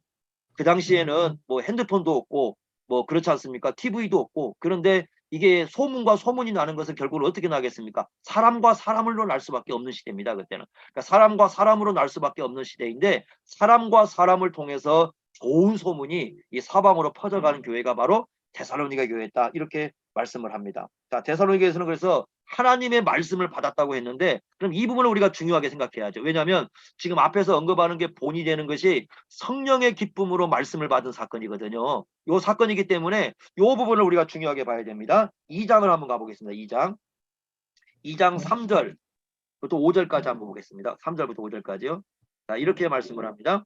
우리의 권면은 여기 바울이 이 권면이라는 말은 한마디로 지금 얘기하면 설교입니다. 설교. 그러니까 바울이 설교를 했는데 그것은 간사함이나 부정으로 한 게 아니고 속임수로 한 것도 아니다라고 얘기하고요. 4절 오 하나님께 옳게 여기심을 입어 복음을 위탁받았으니 그러니까 지금 바울이 뭘 전해? 복음을 전했는데 우리가 이와 같이 말하면 사람을 기쁘게 하려 함이 아니고 사람을 기쁘게 한 게 아니고 오직 우리 마음을 감찰하시는 하나님을 기쁘시게 하는 것이다 라고 얘기합니다. 5절 너희도 알거니와 우리가 아무 때에도 아첨하는 말이나 삼심의 탈을 쓰지 아니한 것은, 그러니까 교인들에게 설교할 때 아첨이나 어떤 자기 욕심을 갖고 설교한 게 아니라는 거죠. 그걸 하나님이 증언해 주신다. 그러니까 이 바울은 하나님의 복음을 전했는데 오로지 하나님을 기쁘시게 하는 그런 마음을 가지고 복음을 전했던 것이죠. 자, 그러면서 2장 13절 한번 가봅시다. 2장 13절 이렇게 얘기합니다. 2장 14, 이러므로 우리가 하나님께 끊임없이 감사하고 있는데 그게 뭐냐면 너희가 우리에게 들은 바, 자 이거 중요합니다. 교인들이 우리에게 들었다고 했을 때는 바울이 말하는 음성으로 들은 거죠. 그러니까 다시 말하면 바울의 말로 들은 거죠. 바울이 설교했고 바울이 말한 것을 들었는데 어떻게 들었는가? 하나님의 말씀을 받을 때 이렇게 돼 있어요. 그러니까 앞에서 전제가 뭐죠? 하나님 말씀이죠. 하나님의 말씀인데 바울의 말이에요. 근데 바울의 설교인데 하나님의 말씀이에요. 네? 그런데 그걸 어떻게 들었다? 하나님의 말씀으로 들었다. 사람의 말로 받지 않았다. 근데 사람의 말로 사실 전했거든요. 바울은 사람의 말로 전했지만 그걸 단지 사람의 말로 받은 게 아니라 하나님의 말씀으로 받아들였다. 그리고 하나님의 말씀으로 받아들이니까 그 말씀이 너희 믿는 자 가운데서 역사했다. 역사라는 말은 우리가 지금 얘기한 말은 효력이 효력. 그러니까 그 말씀이 그들 안에서 일을 했다는 거죠. 어떤 일을 했어요. 그래서 하나님의 말씀이 그들 안에서 일을 하고 어떤 그들 안에서 움직이는 살아 움직이는 역동력을 발휘를 했다. 이렇게 말씀을 하고 있습니다. 그러니까 데살로니가 교회 사람들이 바울이 전하는 말인데 그걸 어떻게 받아들였습니까? 하나님의 말씀으로 받아들인 거죠. 하나님의 말씀으로. 이 부분이 굉장히 중요하죠. 사람의 말이지만 하나님의 말씀으로 이게 성령의 유기적 역사인데 그때 어떻게 받아들였는가? 하나님의 말씀이기 때문에 기쁨으로 받아들였다. 그러니까 하나님의 말씀이 사람의 말로 선포가 되었고 그 사람의 말씀을 다시 하나님의 말씀으로 들었을 때 기쁨이 있었고 이런 역사가 바로 누구의 역사였다고 가르칩니까? 성령의 역사였다. 그래서 앞에서는 이게 바로 성령의 기쁨이다. 이러다 보니까 데살로니가 교회에 여러 가지 역사가 나타난 거죠. 그 역사가 얘가 어디 나오냐면 1장 3절인데 믿음의 역사, 사랑의 수고, 소망의 인내 세 가지가 나옵니다. 믿음, 소망, 사랑. 믿음이 역사하고요. 일을 하고요. 사랑이 사랑을 하는데 수고하고 그 다음에 소망, 재림에 관한 것이라고 얘기할 수 있습니다. 재림 때문에 인내를 하고 이런 일들이 이 데살로니가에 발생을 했고 또 데살로니가 전서 아까 4장 9절에 봤던 것처럼 서로 사랑하는 서로 사랑한다는 얘기가 그냥 하는 게 아니라 뭐라고 돼 있습니까? 하나님의 가르침을 받아 이렇게 돼 있어요. 하나님의 가르침을 받아 사랑했다. 그 말은 무슨 뜻이겠습니까? 하나님의 말씀을 하나님의 말씀으로 받아서 그냥 받기만 한 게 아니라 그 말씀대로 순종했다는 거죠. 그래서 사랑의 역사가 나오는 겁니다. 그러니까 하나님의 말씀을 하나님의 말씀으로 받아들였다는 것은 그 말씀을 그대로 순종했고 순종했기 때문에 서로 사랑했고 그 서로 사랑했기 때문에 1장 3절에 뭐가 나왔습니까? 바로 사랑의 수고라는 열매가 나온 거죠. 그래서 이 데살로니가 교회는 상당히 모범된 교회, 그러니까 하나님의 말씀을 받아들여 가지고 그 말씀의 열매를 내는 아주 모범된 교회로 이 사방에 이렇게 번지게 되었는데 바로 그 신앙의 뿌리에 뭐가 있었다는 거냐면 종말이 있었다. 예수님의 재림에 대한 굳건한 믿음, 예수님이 다시 오신다는 그 재림에 대한 믿음을 그 안에 가지고 있었기 때문에 그리고 그것을 지향하고 있었기 때문에 이들은 그 예수님의 재림을 바라보는 그런 믿음을 실제적으로 드러냈을 때 하나님의 말씀을 기쁨으로 받아서 그 말씀의 열매를 맺는 것이 예수님의 재림을 정말로 믿는 그 신앙의 모습이었다라고 우리에게 얘기를 해주고 있습니다. 바로 이 부분이 데살로니가 전서가 우리에게 얘기해 주고 있는 아주 중요한 내용이라고 볼 수가 있습니다. 30페이지로 넘어갑니다. 30페이지로. 30페이지로 넘어가겠습니다. 자, 제 이제 51과를 공부하겠는데 유정훈 목사님 어디 도망갔나요? 아니면 있나요? 여기 있습니다. 있습니까? 왔습니다. 예, 됐습니다. 그럼 시작하겠습니다. 예, 왔습니다. 네. 51과 공부를 하겠습니다. 자, 51과는 그 제목이 하나님 나라를 구현하는 교회를 위한 일꾼들인데 왜 이렇게 제목을 붙였냐면 이게 다 목회서신을 다루기 때문입니다. 목회서신. 그래서 목회서신을 다루는데 우리가 잘 알듯이 목회서신은 디모데전서, 디모데후서, 디도서 이 세 권을 얘기하는 거죠. 그래서 세 권을 다루는 내용이 바로 이 내용입니다. 여기 한번 읽어보겠습니다. 하나님께서 거룩한 교회를 세우시고 이 교회라는 새로운 사회를 통해 자신이 존재하시고 자신이 통치하신 그 영광을 나타내신다. 이 교회를 위하여 하나님께서는 교회에 직분을 주시고 일꾼들을 세우신다. 그래서 사실 디모데전서, 디모데후서, 디도서는 어떻게 교회를 목회해야 되는가, 어떻게 교회를 이끌어가야 되는가, 이런 부분들에 대해서 상당히 중요하게 다루고 있다 이렇게 볼 수가 있습니다. 디모데전서가 쓰여진 때가 62년이거든요. 64년 정도, 주후 64년 정도에 쓰여진 걸로 이렇게 보여지는데요. 그 주 64년이라면요, 바울이 우리가 이제 디모데 후서가 바울이 쓴 서신 중에 가장 마지막 서신이거든요. 그리고 이제 이때는 죽음을 앞두고 있고, 그러니까 디모데 전서와 디모데 후서는 그렇게 멀지가 않아요. 그러니까 디모데 전서가 쓰여졌을 때는 사실 바울이 그 죽음을 그렇게 얼마 남지 않는 시기, 또 그 목회로 따지냐면 그 목회를 굉장히 많이 해온 시기예요. 그러니까 상당히 그 경험이 좀 깊어진 시기였어요. 그러니까 이 디모데 전서, 디모데 후서, 디도서는 목회 서신이라고 하지만 바울의 입장에서는 유언장과 같은 교회를 어떻게 다음에 바울 뒤를 이을 그 계승자들이 어떻게 주님의 몸된 교회를 이끌어가야 되고 어떻게 이루어가야 되는지 어쩌면 그 유언장과 같이 쓰고 있는 것이 바로 이 내용이다 이렇게 우리가 볼 수가 있습니다. 이런 관점을 좀 가지고 이 디모데 전후서 또 디도서를 보는 게 좋을 것 같습니다. 자, 먼저 어디를 보시냐면 디모데전서 1장 3절 한번 보시죠. 디모데전서 1장 3절 보시면 이렇게 썼습니다. 디모데전서니까요. 디모데에게 당연히 쓰는 거겠죠. 1장 3절 내가 마게도냐로 갈 때에 너를 권하여 에베소에 머물러 한 것은 어떤 사람들을 명하여 다른 교훈을 가르치지 말며, 여기 보니까 지금 디모데가 어디에 머물러 있다고 하냐면 에베소죠. 에베소에 머무른다. 이게 머문다는 건데 중요한 거죠. 머문다는 건데 여행과는 좀 다르죠. 바울은 주로 이제 복음을 전할 때 이렇게 순회하면서 복음을 전했지만 디모데에게는 머물라고 얘기하니까 머무는 것은 시간이 좀 많이 걸리는 얘기죠. 그러니까 디모데는 좀 시간을 잡고 에베소에서 이제 목회를 하는 어떤 그런 입장에 있는 거죠. 목회를 하는데, 그러니까 에베소에 머물면서 이제 좀 시간을 갖고 목회를 하게 될 텐데, 그때에 어떻게 목회를 해야 되는가, 과연 그 목회를 할 때 어떤 모습으로 해야 되는가, 그것을 가르쳐 주고 있는 것이 바로 이 디모데 전서 후서다 이렇게 볼 수가 있습니다. 자, 우리가 디모데 전서에서 1번 봐야 될 것은 사도 바울의 관심사입니다.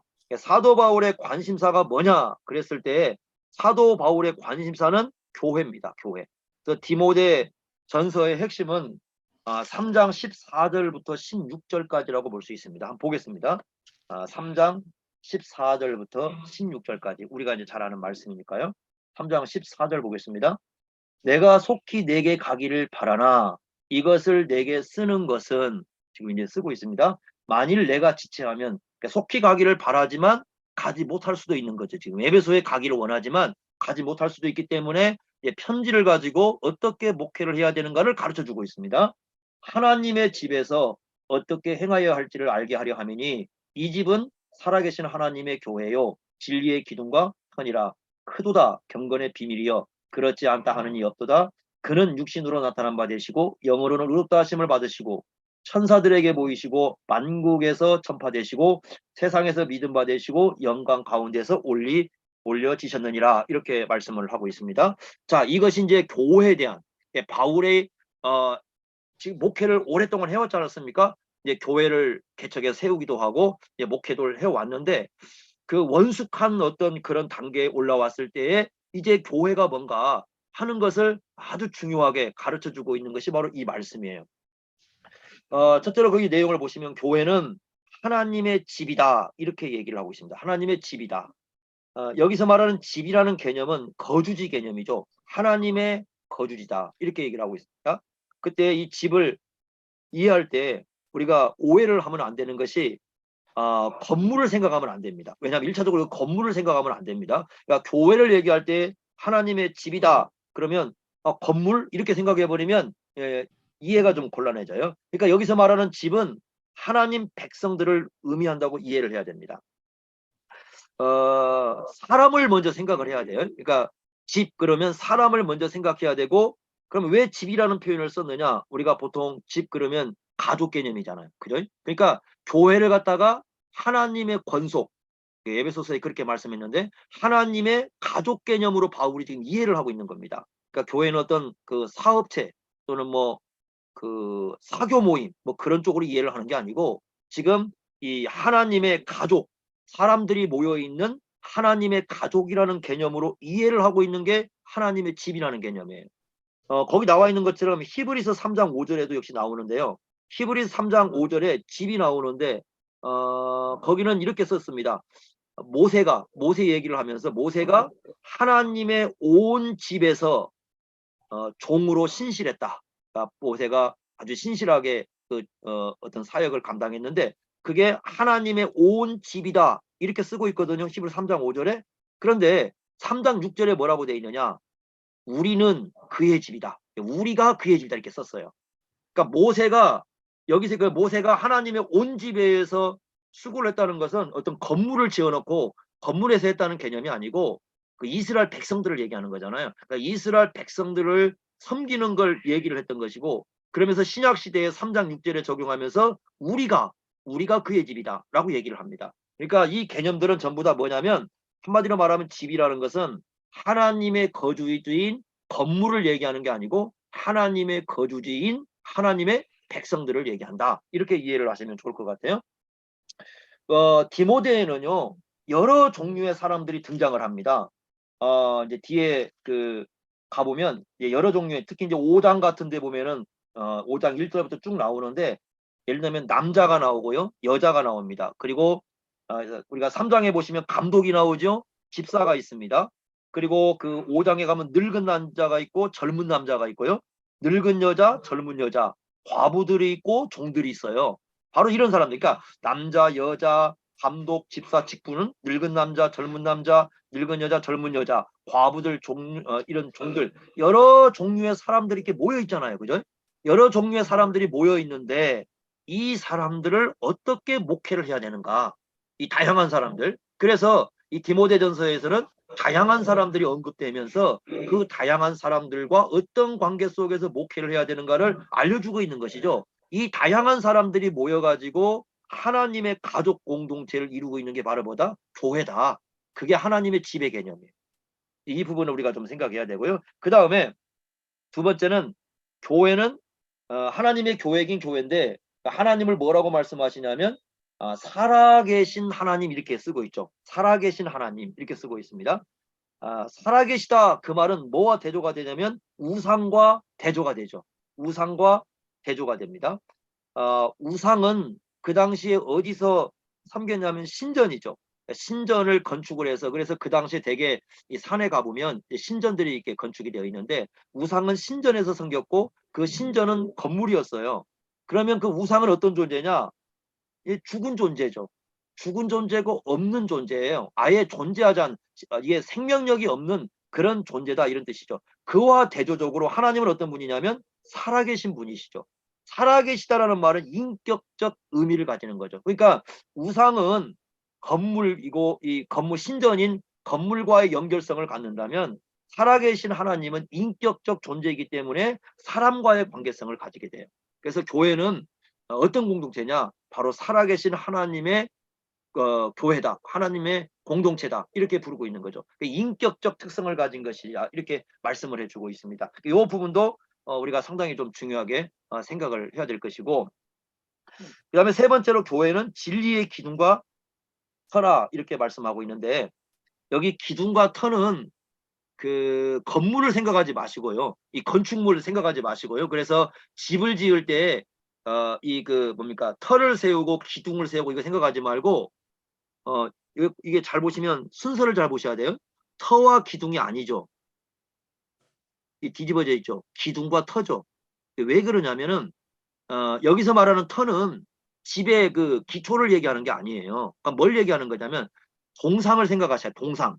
이 동상이 세워지면 먼저 기둥이 있잖아요. 그리고 기둥 위에 이렇게 그 동상을 세우게 이렇게 이게 뭘 놓죠. 요게 기초예요, 요게. 그러니까 기둥이라는 건 동상을 세우기 위한 요렇게 그 기둥을 얘기하는 거고 터라는 것은 그 기둥 위에 세워진 거 있지 않습니까? 요거 위에 세워진 요 터. 이게 동상을 세우기 위한 거 있잖아요. 그걸 터라고 부르는 거예요.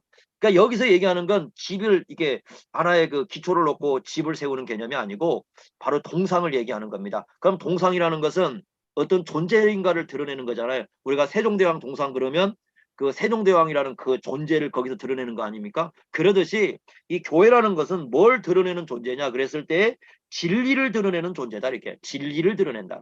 교회라는 공동체라는 것은 왜 존재하느냐? 진리를 드러내기 위해서 존재하는 공동체라 이렇게 설명해 주고 있는 거죠. 굉장히 이 부분이 굉장히 중요해요. 그래서 그 진리가 뭐냐라는 질문을 할 수 있지 않겠습니까? 그랬을 때 16절에 보시면 누굴 얘기하냐면 예수님을 얘기합니다. 결국 진리라는 것은 진리를 드러낸다. 그 얘기는 이 교회라는 공동체는 예수 그리스도를 드러내는 그런 특성을 가진 공동체가 바로 교회라 이렇게 말씀을 해주고 있고요. 자, 그 다음에 이거와 연관해서 얘기하고 있는 게 16절의 경건입니다. 자, 이렇게 말씀했죠. 크도다 경건의 비밀이여 이렇게 말씀하고 있는데요. 여기 비밀이라는 말을 잘 이해해야 됩니다. 비밀이라는 것은 모르는데 초점이 있는 게 아니에요. 모르는데 초점이 있는 게 아니고 감추어졌다는 데 초점이 있어요. 원래 감추어졌다는 초점이 있는데 신약교회에서는 알려주셨다는 겁니다. 그러니까 비밀이라는 말을 썼을 때는 교회에는 알려졌다는 뜻이에요. 다른 사람들에게는 감춰져 있었고 구약에도 감춰져 있었지만 신약 시대 백성들에겐 알려진 걸 의미하는 거예요. 그러니까 이게 하나님의 그 비밀이 알려진 건데 그걸 뭐라고 부르요? 경건의 비밀이라고 부르고 있습니다.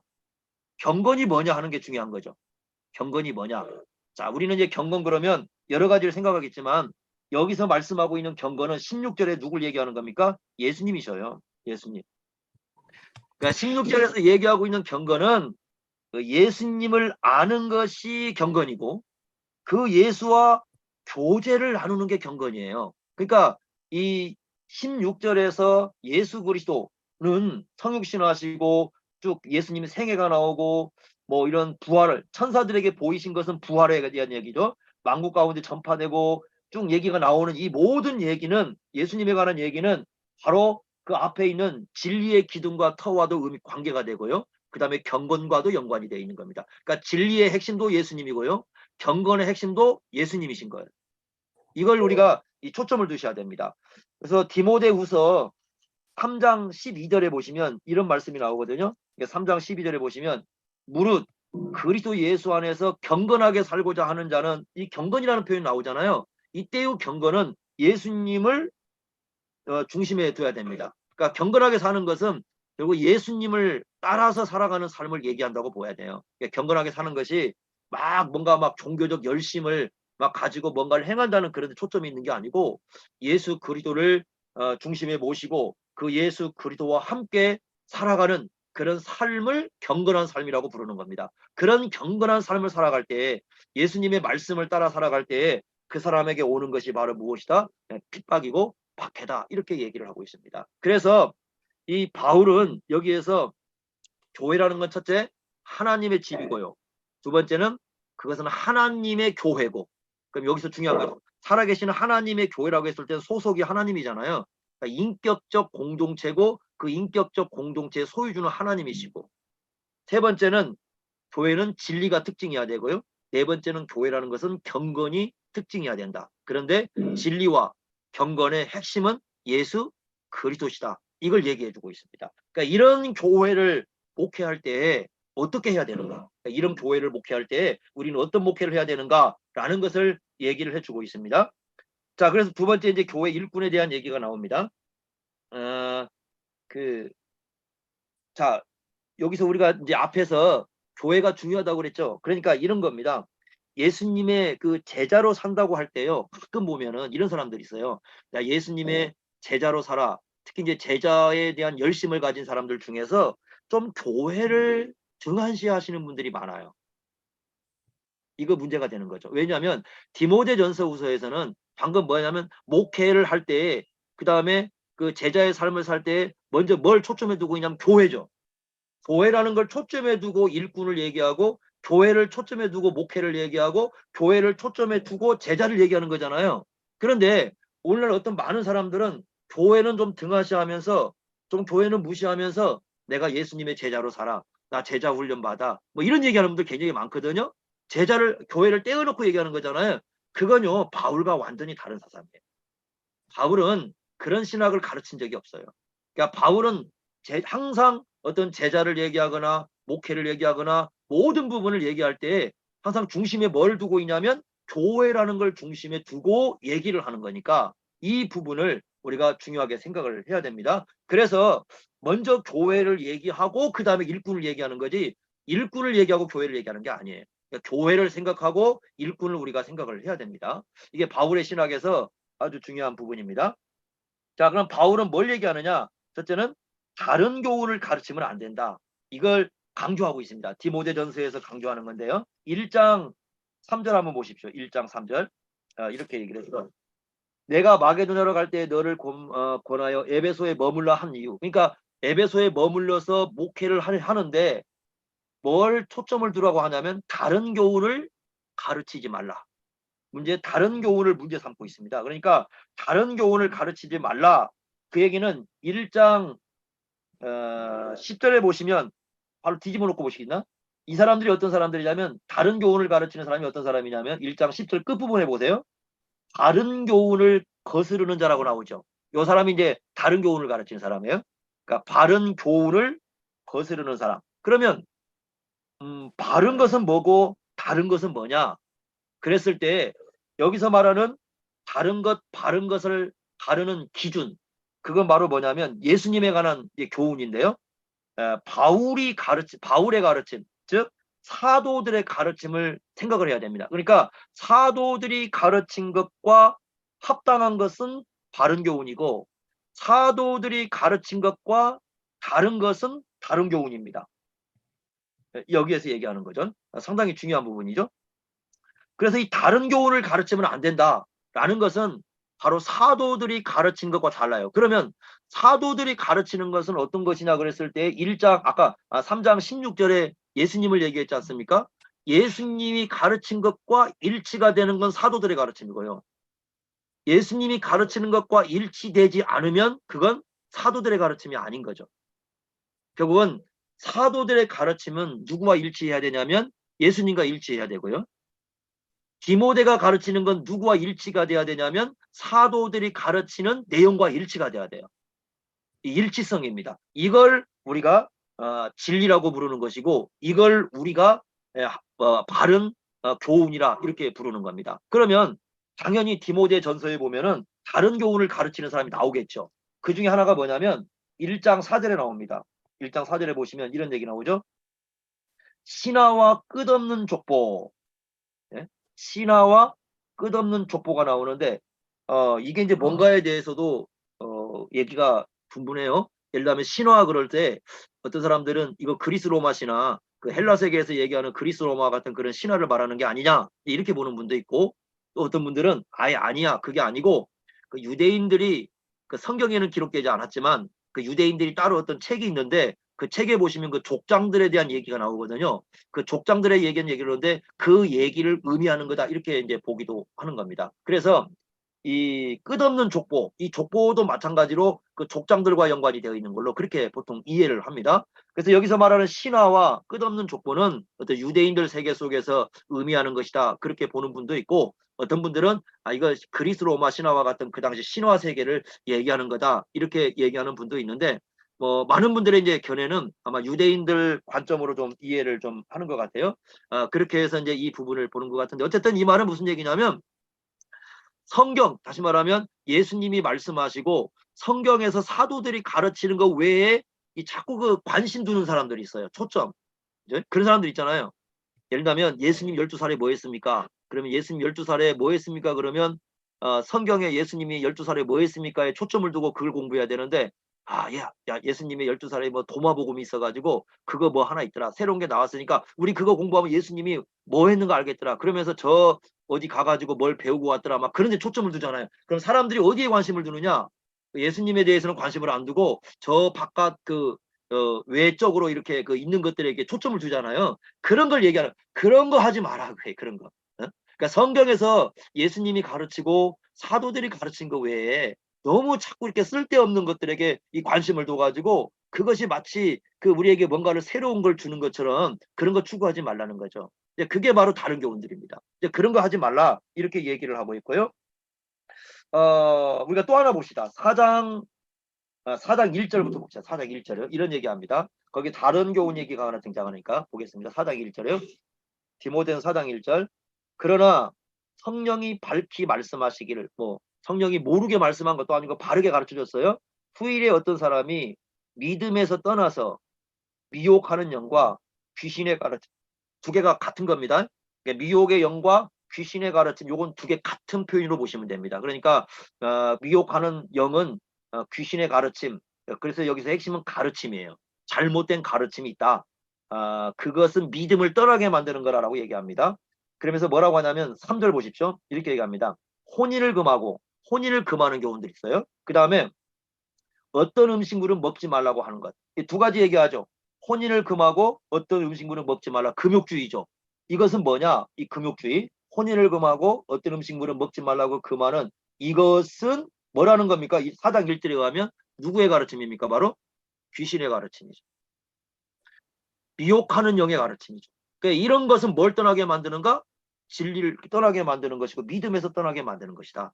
근데 사람들은요, 만약에 금식 많이 하고 그 다음에 마치 결혼하지 않고 이렇게 살아가면, 야, 저 사람 경건해, 저 사람 신앙적으로 굉장히 우월한 사람이야, 뭔가 그렇게 생각하는데 성경은 그렇게 말하지 않고요. 그렇게 말하는 것은 뭐라고 가르치냐면 귀신의 가르침을 따르는 것이다. 그러니까 오늘날 금욕주의를 추구하는 건 심각한 문제를 안고 있는데 그것은 미혹하는 영인 귀신의 가르침을 따르는 거라고 얘기를 해주고 있거든요. 이 부분을 우리가 성경에서 아주 중요하게 봐야 되겠죠. 그러면서 뭐라고 얘기하냐면 3절에 보시면 음식물은 하나님이 지으신 것이다. 그래서 이거 감사함으로 받으라. 이렇게 말씀을 해주고 있습니다. 그러니까 이런 가르침들이 전부 뭐예요? 이 다른 교훈들이죠. 그런 다른 교훈들을 이 가르치는 것, 그거 안 된다. 올바른 일꾼으로 살 때 먼저 가장 중요한 건 뭐냐면 우리가 가르치는 게 혹시 예수님이 가르치는 것과 사도들이 가르치는 것과 다른 것인지 요거 우리가 잘 분별해야 됩니다. 이거 분별을 잘해야 돼요. 교회를 올바로 이끌어가기 위해서는. 자, 그 다음에 6장 가보겠습니다. 6장 3절 한번 보십시오. 3절에도 보시면 이렇게 말씀했습니다. 누구든지 여기다 보면 다른 교훈을 하며 이렇게 다른 교훈을 가르치는 사람이 있다라고 얘기를 합니다. 다른 교훈을 가르치는 사람이 있어요. 그런데 그 다른 교훈을 가르치는 사람은 어떤 사람이냐? 4절에 보니까 교만해요. 아주 교만하고 변론과 언쟁 좋아하고 아무것도 알지 못하고 아는 척하죠 원래. 그런데 아무것도 알지 못하고, 그리고 5절에 보시면요, 마음이 부패해지고 진리를 잃어버렸어요. 그러니까 진리가 아닌 거죠. 진리를 잃어버린 사람이고 경건을 이익의 방도로, 그러니까 이 사람은 어떤 사람이냐면 경건이라는 걸 이용해 가지고 자기 이익을 추구하는 사람, 근본으로 들어가면 자기 이익을 추구하는 사람들이다. 이렇게 얘기합니다. 이 다른 교훈을 가르치는 사람들에 대한 얘기죠. 그러니까 이런 사람들을 조심을 해라 라고 얘기를 합니다. 그 다음에 6장 20절 가보시면 6장 20절에 보시면 디모데야, 망령되고 헛된 말, 거짓된 지식의 반론을 피하고 이렇게 얘기하는데 20절에 보시면 이 다른 교훈을 뭐라고 하냐면 거짓된 지식이다. 거짓된 지식. 왜 거짓됩니까? 예수님이 가르치지 않았고 사도들이 가르치지 않았어요. 그런데 하나님의 말씀이라고 얘기를 해요. 그럼 그건 거짓이죠. 하나님은 전혀 말씀하지 않았고 예수님도 말씀하지 않고 사도들도 말씀하지 않았는데 그게 진리랍니다. 그럼 그건 거짓이죠. 그래서 교회 일꾼이 가장 먼저 중요하게 생각해야 할 것은 바로 이 다른 교훈을 경계하는 거고. 그럼 두 번째는 뭐냐? 적극적으로 어떻게 해야 됩니까? 바른 말, 바른 교훈을 가르쳐야죠. 아까 우리가 디모데전서 1장 10절에 보시면 바른 교훈이 나오는데 이 바른 교훈을 가르치는 게 사실 디모데가 해야 할 가장 중요한 일이죠. 바른 교훈. 그러니까 바른 교훈은 사도들의 가르침과 일치하고 예수님의 가르침과 일치가 되는 겁니다. 6장 3절 보십시오. 6장 3절. 거기 보시면 이제 바른 말이, 바른 교훈이 무엇인가를 가르쳐 줍니다. 두 가지 얘기해 줍니다. 6장 3절에. 누구든지 다른 교훈을 하며, 그다음에 바른 말, 이게 바른 말 나옵니다. 곧 우리 주 예수 그리스도의 말씀과 경건에 관한 교훈을 따르지 아니하면, 자, 여기 보면 이제 바른 말이 두 가지죠. 첫째는 우리 주 예수 그리스도의 말씀과 일치가 되는 거죠. 그러니까 예수님께서 하신 말씀과 일치가 돼야 됩니다. 일치가 돼야 돼요. 예수 그리스도의 말씀과 일치가 되고, 두 번째 경건에 관한 교훈이 일치가 돼야 됩니다. 경건에 관한 교훈이어야 됩니다. 아까 경건이라는 것이 뭐냐 그랬을 때 3장 16절을 생각해야 된다고 그랬어요. 그러니까 3장 16절에 보시면 경건이 뭐냐? 예수님에 관한 진리예요. 그래서 거기 보시면 뭐라고 되어 있냐면, 자, 육신으로 나타나신 바, 그 말은 성육신이죠. 예수님의 성육신. 3장 16절입니다. 성육신. 영으로 의롭다 하심을 받으시고, 요 말은 무슨 말이냐면 예수님의 생애를 얘기하는 겁니다. 예수님의 전 생애가 죄가 없음에 대한 얘기를 하는 거고요. 천사들에게 보이시고는 부활 사건입니다. 예수님이 부활하시고요. 그 다음에 만국에게 전파되시고 세상에서 믿음 받으시고 영광 가운데 올려지셨다. 하나님 우편에 오르심에 대한 얘기를 하고 있죠. 그러니까 이 내용을 보면 예수님의 성육신, 예수님의 생애, 예수님의 부활을 얘기하는 건 죽음의 십자가의 죽음이 있어야 되겠죠. 십자가의 죽음, 부활, 그 다음에 하늘로 올라가심, 하나님 우편에 올라가심, 이런 내용에 대해서 올바르게 가르쳐지는 것이 바로 뭐냐면 경건에 관한 교훈인 거예요. 예수님에 관해서 그 의미를 올바르게 설명해 주는 거죠. 그래서 이 사람이 정말 바른 말을 가르치고 있다면, 첫째는 예수님의 가르침을 올바로 전파돼야 되고, 두 번째는 예수님에 관한 이 경건에 관한 교훈들, 그래서 예수님의 성육신과 예수님의 생애와 예수님의 십자가와 예수님의 부활과 예수님의 하늘에 오르심에 관한 진리를 올바로 가르치는 사람이 돼야 된다. 이런 사람들이 바른 진리를 가르치고 있는 거죠. 바울은 디모데에게 바로 이런 가르침을 베풀라, 이렇게 말씀을 하고 있는 겁니다. 아주 중요한 부분이죠. 자, 그 다음에 내려오겠습니다. 세 번째, 교회의 일꾼 바울 넘어가 보겠습니다. 이제 바울은 자기를 일꾼으로 제시를 합니다. 31쪽 가보십시오. 31쪽 가보시면 1장 12절 보십시오. 디모데전서 1장 12절 보시면 이렇게 얘기합니다. 1장 12절. 네. 나를 능하게 하신 그리스도 예수 우리 주께 내가 감사함은 나를 충성되이 여겨서 내게 직분을 맡기셨다. 자기가 직분을 맡은 것은 교회의 직분이죠. 충성되이 여겨서 맡겼다는 겁니다. 아주 감사를 지금 드리고 있습니다. 그러니까 왜 감사하느냐? 13절에 보니까 내가 전에는 비방자고 박해자고 폭행자였다. 자기 과거를 얘기합니다. 자기 과거는 비방자고 박해자고 폭행자였다. 정말 그랬죠. 교회를 그렇게 핍박했으니까. 그런데 그 교회의 일꾼으로 자기를 세워주셨다는 거죠. 그래서 도리어 긍휼을 입은 것은 내가 믿지 아니할 때 알지 못하고 행하였습니다. 그리고 14절, 우리 주의 은혜가, 이렇게 은혜가, 그러니까 여기 보시면 그 세 가지를 얘기하죠. 첫째, 충성되이 여겼다. 두 번째, 긍휼을 입었다. 세 번째, 주의 은혜를 입었다. 그러니까 바울은 자기가 직분자가 된 것은 예수님께서 자기를 믿어주셨기 때문이고, 두 번째는 예수님이 자기를 긍휼을 베풀어 주셨기 때문이고, 세 번째는 주의 은혜를 베풀어 주셨기 때문이다 라고 얘기를 합니다. 그러니까 모두가 다 그런 생각을 하고 있어야 되겠죠. 그 다음에 15절에 뭐라고 하느냐, 자기를 죄인 중에 괴수라고 얘기합니다. 이 말 참 재밌어요. 왜 그러냐면 죄인 중에 괴수였다가 아니에요.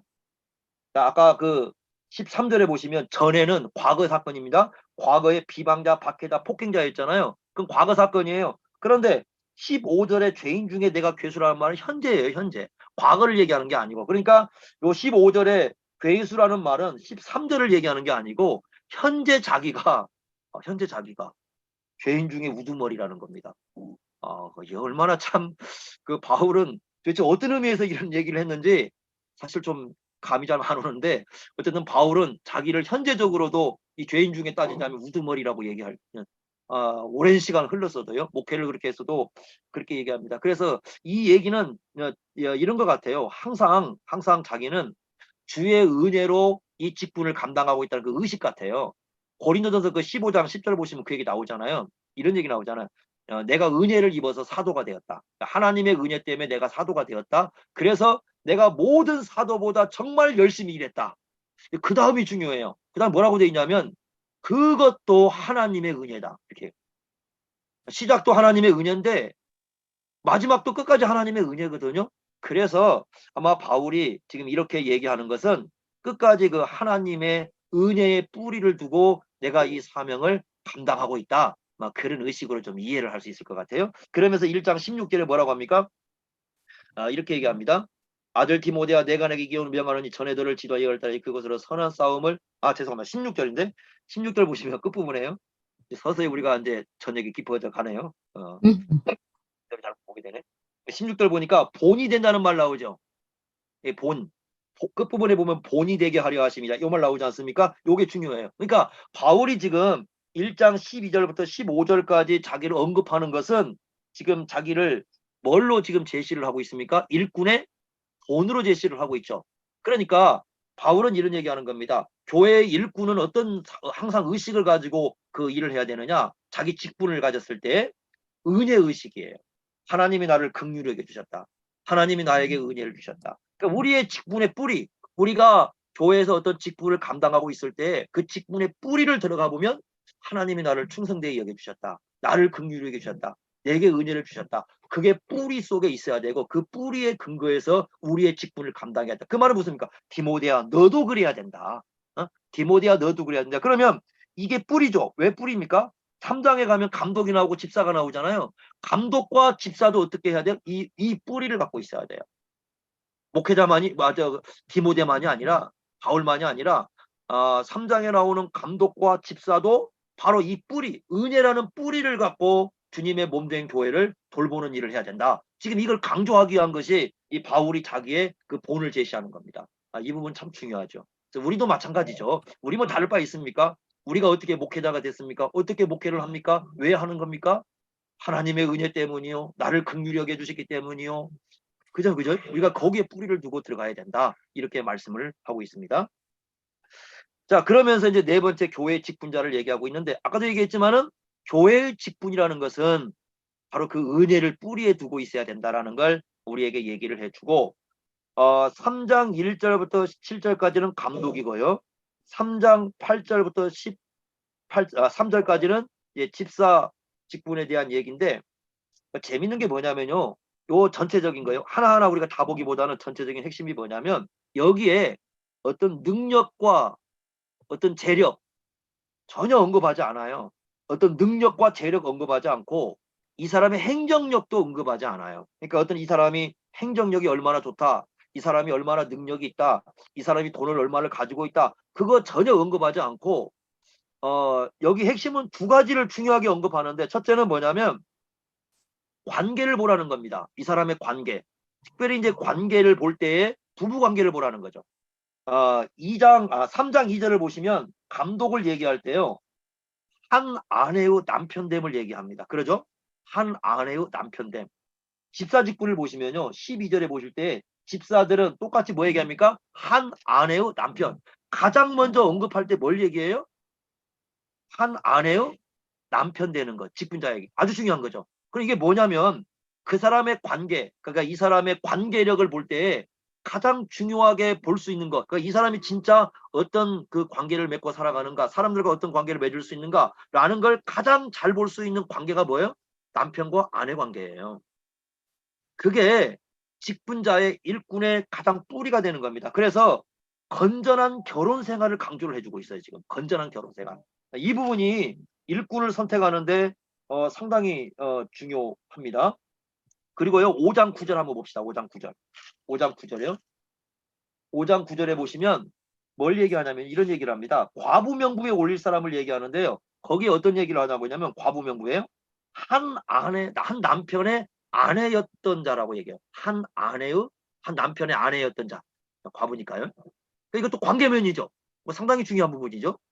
그 다음에 5장 14절 보세요. 5장 14절. 거기 보시면 젊은 여자에게는 뭐라고 하냐면 시집 가라. 시집 가서 결혼 생활을 해라. 요거 뭐와 반대가 됩니까? 4장 3절과 반대가 되죠. 4장 3절에는 뭘 금했습니까? 혼인을 금했잖아요. 그러죠? 혼인을 금했는데 5장 14절에는 뭐라고 하냐면 아니다. 결혼해라. 혼인해라. 문제는 이게 하나님이 선하게 본 거다. 4장 3절에 그렇게 얘기하거든요. 그리고 4장 4절 보시면 감사하게 여겨라. 이렇게 얘기하거든요. 결혼은 선한 것이고 감사한 거예요. 그래서 이 5장에 그런 경고를 하고 있는데 중요한 건 뭐냐면 이 결혼 관계가 즉 남편과 아내 관계가 그 사람이 어떤 사람인가를 드러내는 아주 중요한 표준이 되고 있다는 거예요. 이 직분에서요. 그래서 감독과 집사직을 세울 때 가장 중요하게 봐야 될 것은 부부 관계입니다. 서로 가장 가까운 관계가 어떻게 이루어지고 있는가 이것이 아주 중요하고 두 번째 나머지 내용들은 뭐냐면 일상생활이에요. 일상생활. 이 사람 술 좋아하는지 안 좋아하는지 그런 거 한번 보고, 돈 좋아하는지 안 좋아하는지 그거 좀 보고, 맨날 사람들하고 이게 다투고 싸우고 안 싸운가 그런 거 보고, 그러니까 일상생활 속에서 어떻게 살아가는가를 좀 관찰을 해봐라 이 사람들을, 그렇게 얘기하고 있어요. 그래서 이 직분의 그 기준점이 되는 것은 어떤 오늘날 사람들이 많이 추구하는 능력이나 어떤 재력이나 행정력이 아니고 두 가지예요. 첫째는 관계면, 그 관계면 특히 가장 기초적으로 부부관계를 봐라. 두 번째는 뭐였습니까? 인격, 그 사람의 일상생활 속에서 어떤 인격을 가지고 그 사람이 살아가는가 하는 것, 요게 중요한 거다, 이렇게 말씀을 해주고 있습니다. 요런 일꾼들을 교회에서 길러내는 것이 굉장히 중요한 부분이죠. 자, 그 다음에 다섯 번째는요, 기도하는 교회, 아주 기도하는 교회를 중요하게 여겨라. 그러니까 어떤 교회를 이루어야 되느냐 그랬을 때 교회는 기도하는 공동체가 돼야 된다고 얘기합니다. 2장 1절 2절 보시면 2장 1절 2절 기도 용어가 네 가지가 나오죠. 간구, 그다음에 기도, 도고, 감사, 이렇게 네 가지가 나와요. 간구한다는 말은 간절하게 어떤 뭔가를 구하는 거죠. 그 교회의 필요 때문에 간절히 구하는 거고, 기도는 우리가 행하는 모든 그 기도라는 그 넓은 의미에서 기도고요. 도구라는 것은 우리말로 하면 중재기도, 그러니까 다른 사람을 위한 기도죠. 이 도구라는 말을 뭐 오늘날 많이 그 중보기도라는 말을 쓰고 있는데, 그 합동 측에서는 중보기도라는 말을 쓰는 것을 금하고 있습니다. 왜냐하면 예수님이 그 하는 기도가 사실 중보기도의 의미를 갖고 있기 때문에 그거와 구별되게 다른 사람을 위한 기도 뭐 이렇게 쓰라고 얘기하는데, 요거에 대해서 뭐 중재기도 이렇게 쓰는 게 좋은 것 같아요. 중재기도, 다른 사람을 위한 기도. 도구라는 말은 그런 말이고요. 감사라는 말은 그때 이제 초대교회 당시에는 두 가지 면의 감사가 있어요. 첫째는 뭐냐면 그 성찬식의 감사가 있습니다. 그러니까 내가 성찬식에 참여하는 것에 대한 감사라는 표현들이 많이 나오거든요. 성찬에 대한 감사가 있고, 두 번째는 그 일상의 삶을 살아갈 때에 그 하나님의 은혜를 인식한 것에서 나오는 감사가 있어요. 아마 여기에서는 두 번째 같아요. 성찬보다는 두 번째 의미 같은데, 그래서 이런 기도 용어를 써가지고 교회가 기도를 해야 된다. 그러면서 2절에 보시면 임금들, 높은 지위에 있는 사람들, 뭐 이런 전체적인 사람들을 위해서도 기도를 해야 된다. 그래서 교회는 기도하는 공동체가 돼야 된다, 이렇게 말씀하고 있고요. 그 다음에 2장 8절 한번 보십시오. 2장 8절이요. 2장 8절에 보시면 그러므로 각처에서, 여기 보시면 각처가 나오는데 각처는 교회입니다. 자, 그러면 여기서 우리 한 가지 볼 수 있는 게 있어요. 에베소 교회는요, 한 개의 교회가 아니에요. 에베소라는 지역에는 그 디모데가 에베소에서 목회를 하고 있지만 에베소에는 교회가 여러 개가 있었다는 걸 알 수 있어요. 여러 공동체.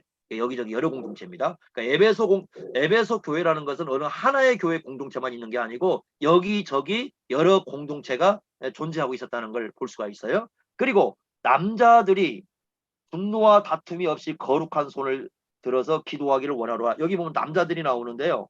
이 남자들의 기도하는 걸로 나오는데, 이건 그 공적 기도로 이런 모든 학자들은 그 공적 기도로 봐요. 그러니까 예배 공동체에서 공적으로 1세기 당시에 손을 들고 하는 기도가 많이 있었으니까요. 그래서 남자들이 이렇게 손을 들고 공적으로 기도를 했는데, 이제 문제는 뭐냐? 기도하는 사람이 남자들이 쉽게 분노하고 쉽게 다퉈요. 분노하고 다투고. 그러니까 그렇게 그런 정신을 가지고 기도하면 받지 않으니까 그거 조심해라. 그래서 너희 손이 거룩하게 되도록 하라. 그러니까 기도에서 가장 중요한 것 중에 하나가 그래서 이 거룩성을 유지하는 것이다, 이렇게 말씀을 하고 있습니다. 그런데요, 거기 좀 그 우리가 좀 바꿔야 될 게 뭐냐면, 기도하기를 원하노라 그렇게 돼 있지 않습니까? 원하노라. 원하노라 그러면 우리가 야 소원해 이렇게 되는데, 이거 원문은 굉장히 강력한 표현이에요. 그래서 이 말을 뭘로 좀 바꾸면 좋냐면 명령으로 바꾸면 좋아요. 명령한답니다. 사실 그럴 정도의 강력해요. 이게 명령한다라고 말할 수 있는 비중이에요, 이게. 내가 너에게 명령한다. 이렇게 이해를 해도 괜찮아요.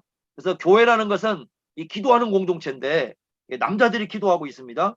남자들이 기도하고 있는데 그 기도할 때 어떻게 해야 되느냐? 거룩성을 유지하고 기도해야 된다, 이렇게 얘기를 해주고 있습니다. 그래서 교회는 기도하는 공동체다, 이런 말씀을 하고 있고, 그리고 그런데 여자들은 뭐라고 하느냐? 여자들은 9절에 보시면 2장 9절에 보시면 뭐 단정하게 옷도 입고 뭐 쭉 나오는데, 주로 여자분들의 다루는 것은 그 인격을 다루고 있어요. 인격, 성품. 여자분들은 성품이 좋아야 된다, 뭐 그런 얘기를 하고 있습니다. 그래서 외모로 이렇게 꾸미는 거, 또 이것도 오해를 하면 안 되는 거예요.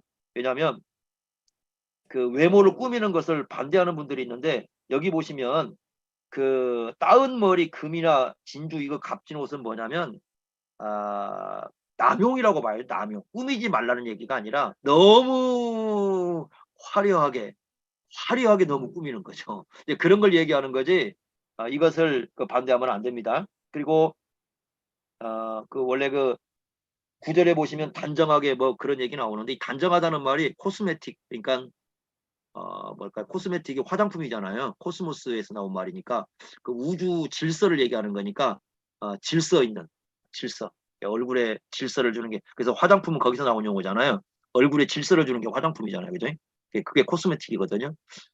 그런데 이제 그렇게 좀 그 단정하게 하는데 그 인격에 대한 그 초점을 두고 하고 있습니다. 근데 어쨌든 기도에 대해서 남자들을 강조하고 있고 그 다음에 사장 한번 가보세요.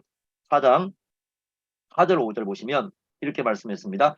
방금 거룩성에 대한 얘기를 했는데요. 4장 4절 하나님께서 지으신 모든 것이 선함에 감사함으로 받으면 버릴 것이 없나니 하나님의 말씀과 기도로 거룩해진다. 자, 두 가지 얘기하고 있습니다. 거룩성을. 첫째는 하나님의 말씀이고 두 번째는 기도입니다.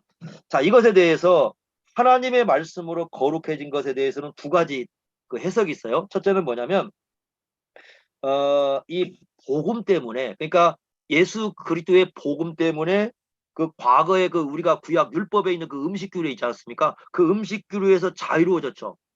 그러죠? 그래서 여기서 말씀하고 있는 것은 바로 그걸 의미하는 거다. 그러니까 예수님의 복음 때문에 구약의 그 음식 규례에서 자유를 얻는 것을 의미하는 거다. 그렇게 보는 해석이 하나가 있고요. 두 번째는 뭐냐면 4장 4절에 보시면 하나님께서 지으신 모든 게 선하다 그랬고 감사함으로 받으라 이렇게 말씀했는데 그 이 하나님의 말씀 그러니까 창조 원리지 않습니까? 이 창조 원리인데 이 하나님의 말씀을 따르는 것을 의미하는 거다. 그렇게 보는 거죠. 그러니까 하나님의 창조 원리인 하나님의 말씀을 따르는 것을 의미하는 거다. 이게 이제 구별된 삶을 얘기하는 거다. 이렇게 보는 거예요. 그러니까 둘 중에 하나라는 거죠. 첫째는 예수 그리스도의 복음으로 말미암아 구약의 그 율법 규례에서 자유를 얻는 것인가? 아니면 창조 원리를 따라서 하나님의 말씀을 따르는 걸 의미하는가? 제가 볼 때는 이럴 때는요, 그냥 두 개 다 그냥 이렇게 받아들이는 게 좋을 것 같아요. 어느 하나가 무시할 수 없잖아요. 모두가 다 옳다 그러면 두 개를 다 받아들이는 것이고, 그 다음에 기도라는 건 뭐냐면요. 기도라는 건, 예를 든다면 이렇게 쉽게 좀 생각을 해봅시다. 다 식사기도 하시죠, 그죠? 식사기도를 할 때 보면 보통 기도를 하고 먹죠, 밥을 갖다가. 그러면 식사기도 할 때 어떻게 먹으면 감사함으로 이렇게 밥을 먹지 않습니까? 그러면 우리가 식사 기도를 하는데 안 믿는 사람도 밥을 놓고 있고 우리도 밥을 놓고 있어요. 음식을 놓고 있는데 안 먹는 사람은 그냥 먹고 우리는 기도하면서 먹죠, 그죠? 근데 그 기도는 뭐냐? 우리가 지금 주신 음식이 특별하다는 거죠. 이게 특별한 음식이죠. 왜 어떤 면 특별합니까? 우리는 감사의 특성을 갖는 거죠. 그러니까 감사라는 건 뭡니까? 하나님께서 우리에게 은혜로 주시는 거죠. 안 그렇습니까? 그게 맞죠. 그리고 밥을 먹는 것은요. 사실 그 죽어야 먹는 겁니다. 누군가가 안 죽으면 우리 밥 못 먹어요. 돼지고기 먹으려면 돼지가 죽어야 되고요. 그 김치 먹으려면 배추가 죽어야 되고 그잖아요. 죽어야 돼요. 안 그렇습니까?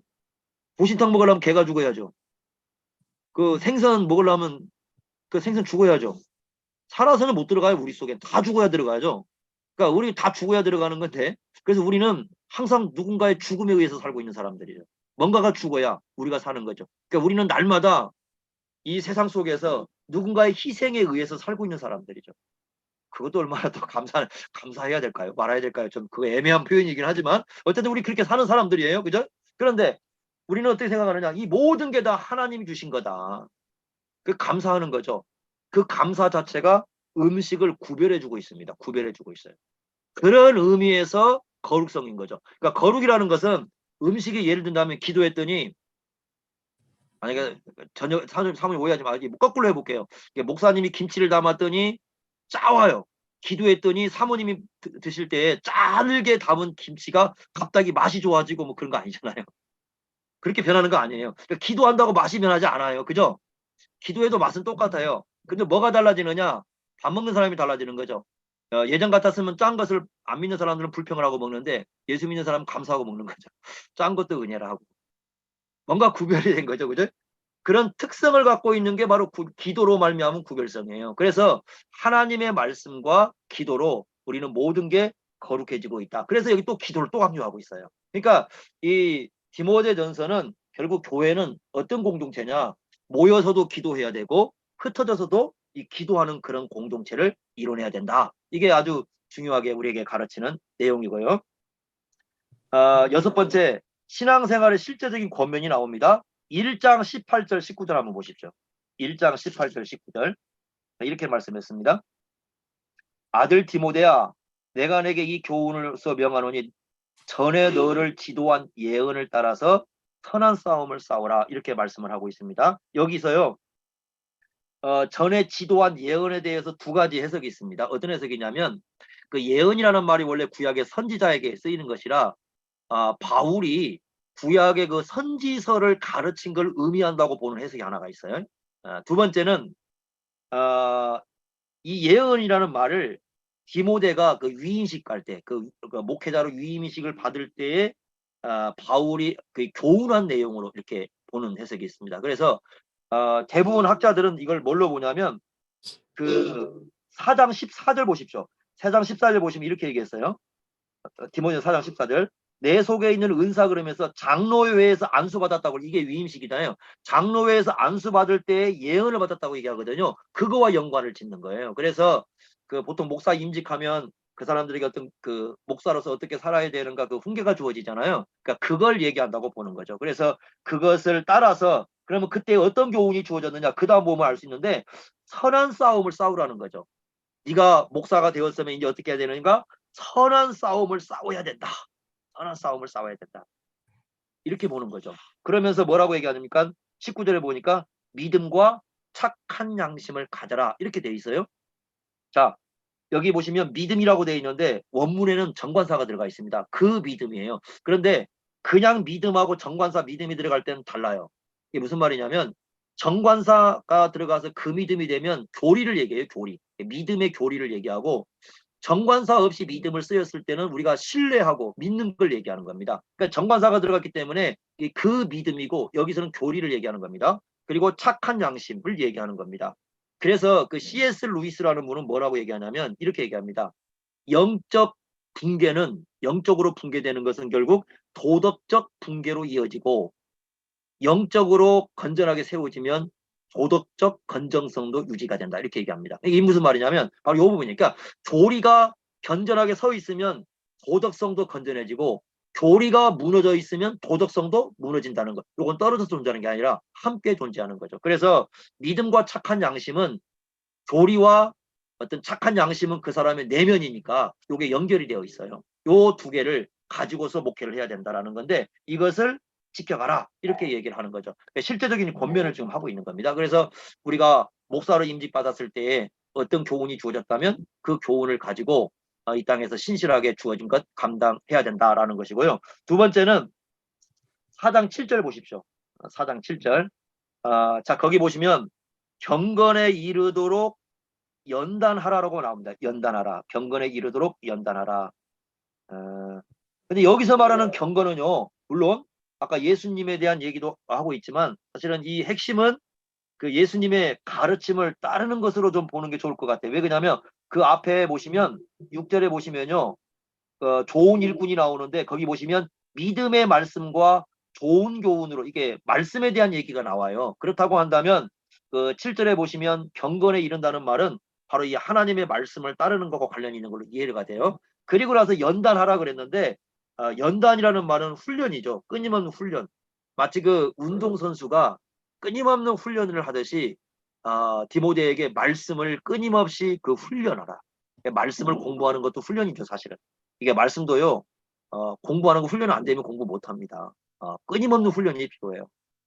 이 말씀도 공부 안 하는 사람 보면요, 사실 한 30분 동안 엉덩이 붙이고 못 앉아 있어요. 말씀 듣는 거 너무 힘들거든요. 공부 안 하던 사람이 공부하려고 해보세요. 그 애들에게 제일 힘든 게 공부 안 하는 사람이 공부하는 거잖아요. 공부 안 하는데 맨날 엉덩이 붙이고 공부하면 얘는 죽어나는 거거든요. 목회도 마찬가지거든요. 그러니까 이거 훈련이 필요합니다. 그래서 훈련이라는 것은, 사실 훈련의 특징은 뭐냐면 규칙성이에요. 그러니까 말씀 훈련을 규칙적으로 하라는 거예요. 말씀을 공부하는 것도 마찬가지고, 우리가 그 성경을 공부하는 것도 규칙적으로 해야 이게 훈련이 되는 거거든요. 그 정규적인 훈련이 필요하다. 디모데도 필요합니다. 그러니까 디모데는 사실 바울과 함께 하면서 많은 말씀을 배웠을 거예요. 그럼에도 불구하고 계속적인 그 공부의 훈련이 디모데에게 필요하다고 얘기를 하고 있습니다. 그 다음에 4장 13절 보십시오. 4장 13절. 내가 이를 때까지 읽는 것, 권하는 것, 가르치는 것에 전념하라 이렇게 되어 있는데 여기 읽는 것은요. 성경을 공개적으로 낭독하는 거예요. 그러니까 이게 뭐예요? 예배 정황이에요. 예배 정황. 그러니까 예배에서 하나님의 말씀을 가르치는 것을 아주 이게 전념하라. 거기에 집중하라 그 말이에요. 그래서 하나님의 말씀을 가르치고 읽고 그 읽은 말씀을 가지고 권면해주고 또 권면한 말씀을 다시 가르치고 이러한 말씀의 사역에서 전념해서 이 부분을 해야 된다고 얘기를 해주고 있습니다. 그래서 하나님의 말씀이 중심된 교회를 이루라 이렇게 말씀하고요. 32페이지 넘어가십시오.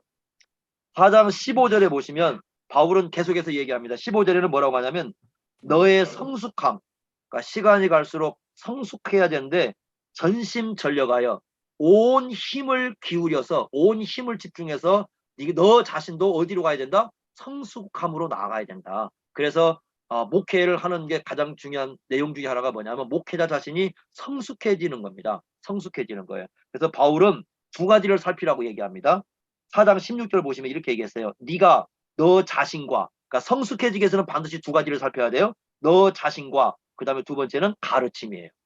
가르치는 것. 그러니까 네가 가르치는 걸 살펴라. 두 가지를 살펴야 됩니다. 먼저 너 자신을 살펴보고 두 번째는 네가 가르치는 가르침을 살펴라. 이 두 가지를 제대로 살폈을 때에 우리의 신앙이 어떻게 해? 성숙으로 나아갈 수 있다. 그러니까 바울에게 디모데에게 요청하는 것은 끊임없는 성숙이죠. 끊임없는 성숙입니다. 사실 그 바울도 디모데 후서에 보면요. 마지막 감옥에서 죽음을 앞두고도 성경을 보는 장면이 나와요. 끊임없는 성숙을 추구합니다. 죽을 때까지 우리 목회자는 성숙을 향해서 나가야 돼요. 그게 목회자들이 목회할 때 상당히 중요한 부분이죠. 자, 그 다음에 6장 6절 가보시면요. 6장 6절 보십시오. 6장 6절. 자족하는 마음이 나와요. 자족하는. 이거 상당히 중요하죠. 자족하는 마음. 거기 5절 보시면요. 그 경건을 이익의 방도로 삼는 사람들 나오죠. 이것은 어떤 사람이냐면 자기 이익을 추구하는 사람이 나오고요. 6절에 보시면 자족하는 마음이 있으면 경건이 큰 이익이 된다고 나와요. 두 개의 이익이 대립하고 있어요. 두 개의 이익이. 그럼 이걸 어떻게 이해하겠습니까? 두 개의 이익을 우리가 좀 잘 생각해 볼 필요가 있어요. 앞에 이익은 분명히 자기 이익을 추구하는 거예요. 자기 이익을. 금전적인 이익을 추구하는 거죠. 그런데 6절은 달라요. 큰 이익이라는 건 자기 이익 추구가 아니고 그럼 이 이익은 뭐냐면 교회의 유익을 추구하는 거죠. 그러니까 5절은 자기 이익을 추구하는 사람이고 6절은 교회 이익을 추구하는 사람이에요. 그러니까 5절 말씀은 거짓 선지자들이 추구하는 거죠.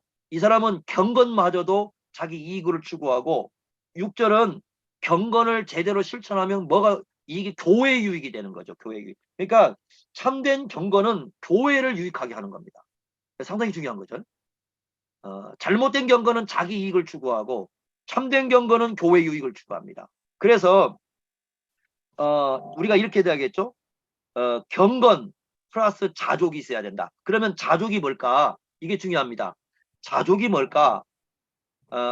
그리고 이 큰 이익은 이제 교회 유익인데 영원한 가치를 갖는 것인데 자족이라는 것은 예수님 안에서의 충족성이라고 이해하시면 좋을 것 같아요. 예수님 안에서 충족성. 앞에서 계속 경건에 대한 얘기가 예수님 이야기잖아요. 그러니까 예수 그리스도로 충족하다. 교회는 예수님으로 충족해지고 예수님으로 충만해지는 거죠. 그러니까 예수 그리스도 안에서 충족성을 누리는 거죠. 우리가. 그래야지 그렇지 않으면 어떤 돈의 유혹에 빠져서 그 돈이 돈을 추구하는 게 경건마저도 이용하는 그런 꼴로. 그러니까 목회자가 가장 조심해야 할 이 부분이에요. 그러니까 목회자가 예수님의 충족성을 갖지 않으면 사실 문제가 좀 심각해질 수가 있어요. 그러면 경건마저도 자기 이익을 추구하기 위한 도구로 전락시킬 수가 있습니다. 그러니까 성경에서 디모데 얘기하는 그 이익이라는 것, 유익이라는 것은 영원한 가치를 갖는 건데 그것은 교회의 유익을 추구하는 거지 자기 유익을 추구하는 게 아니다. 이 부분이 목회자로서 상당히 중요한 내용 중에 하나입니다. 자, 마지막 보겠습니다. 6장 17절 보십시오.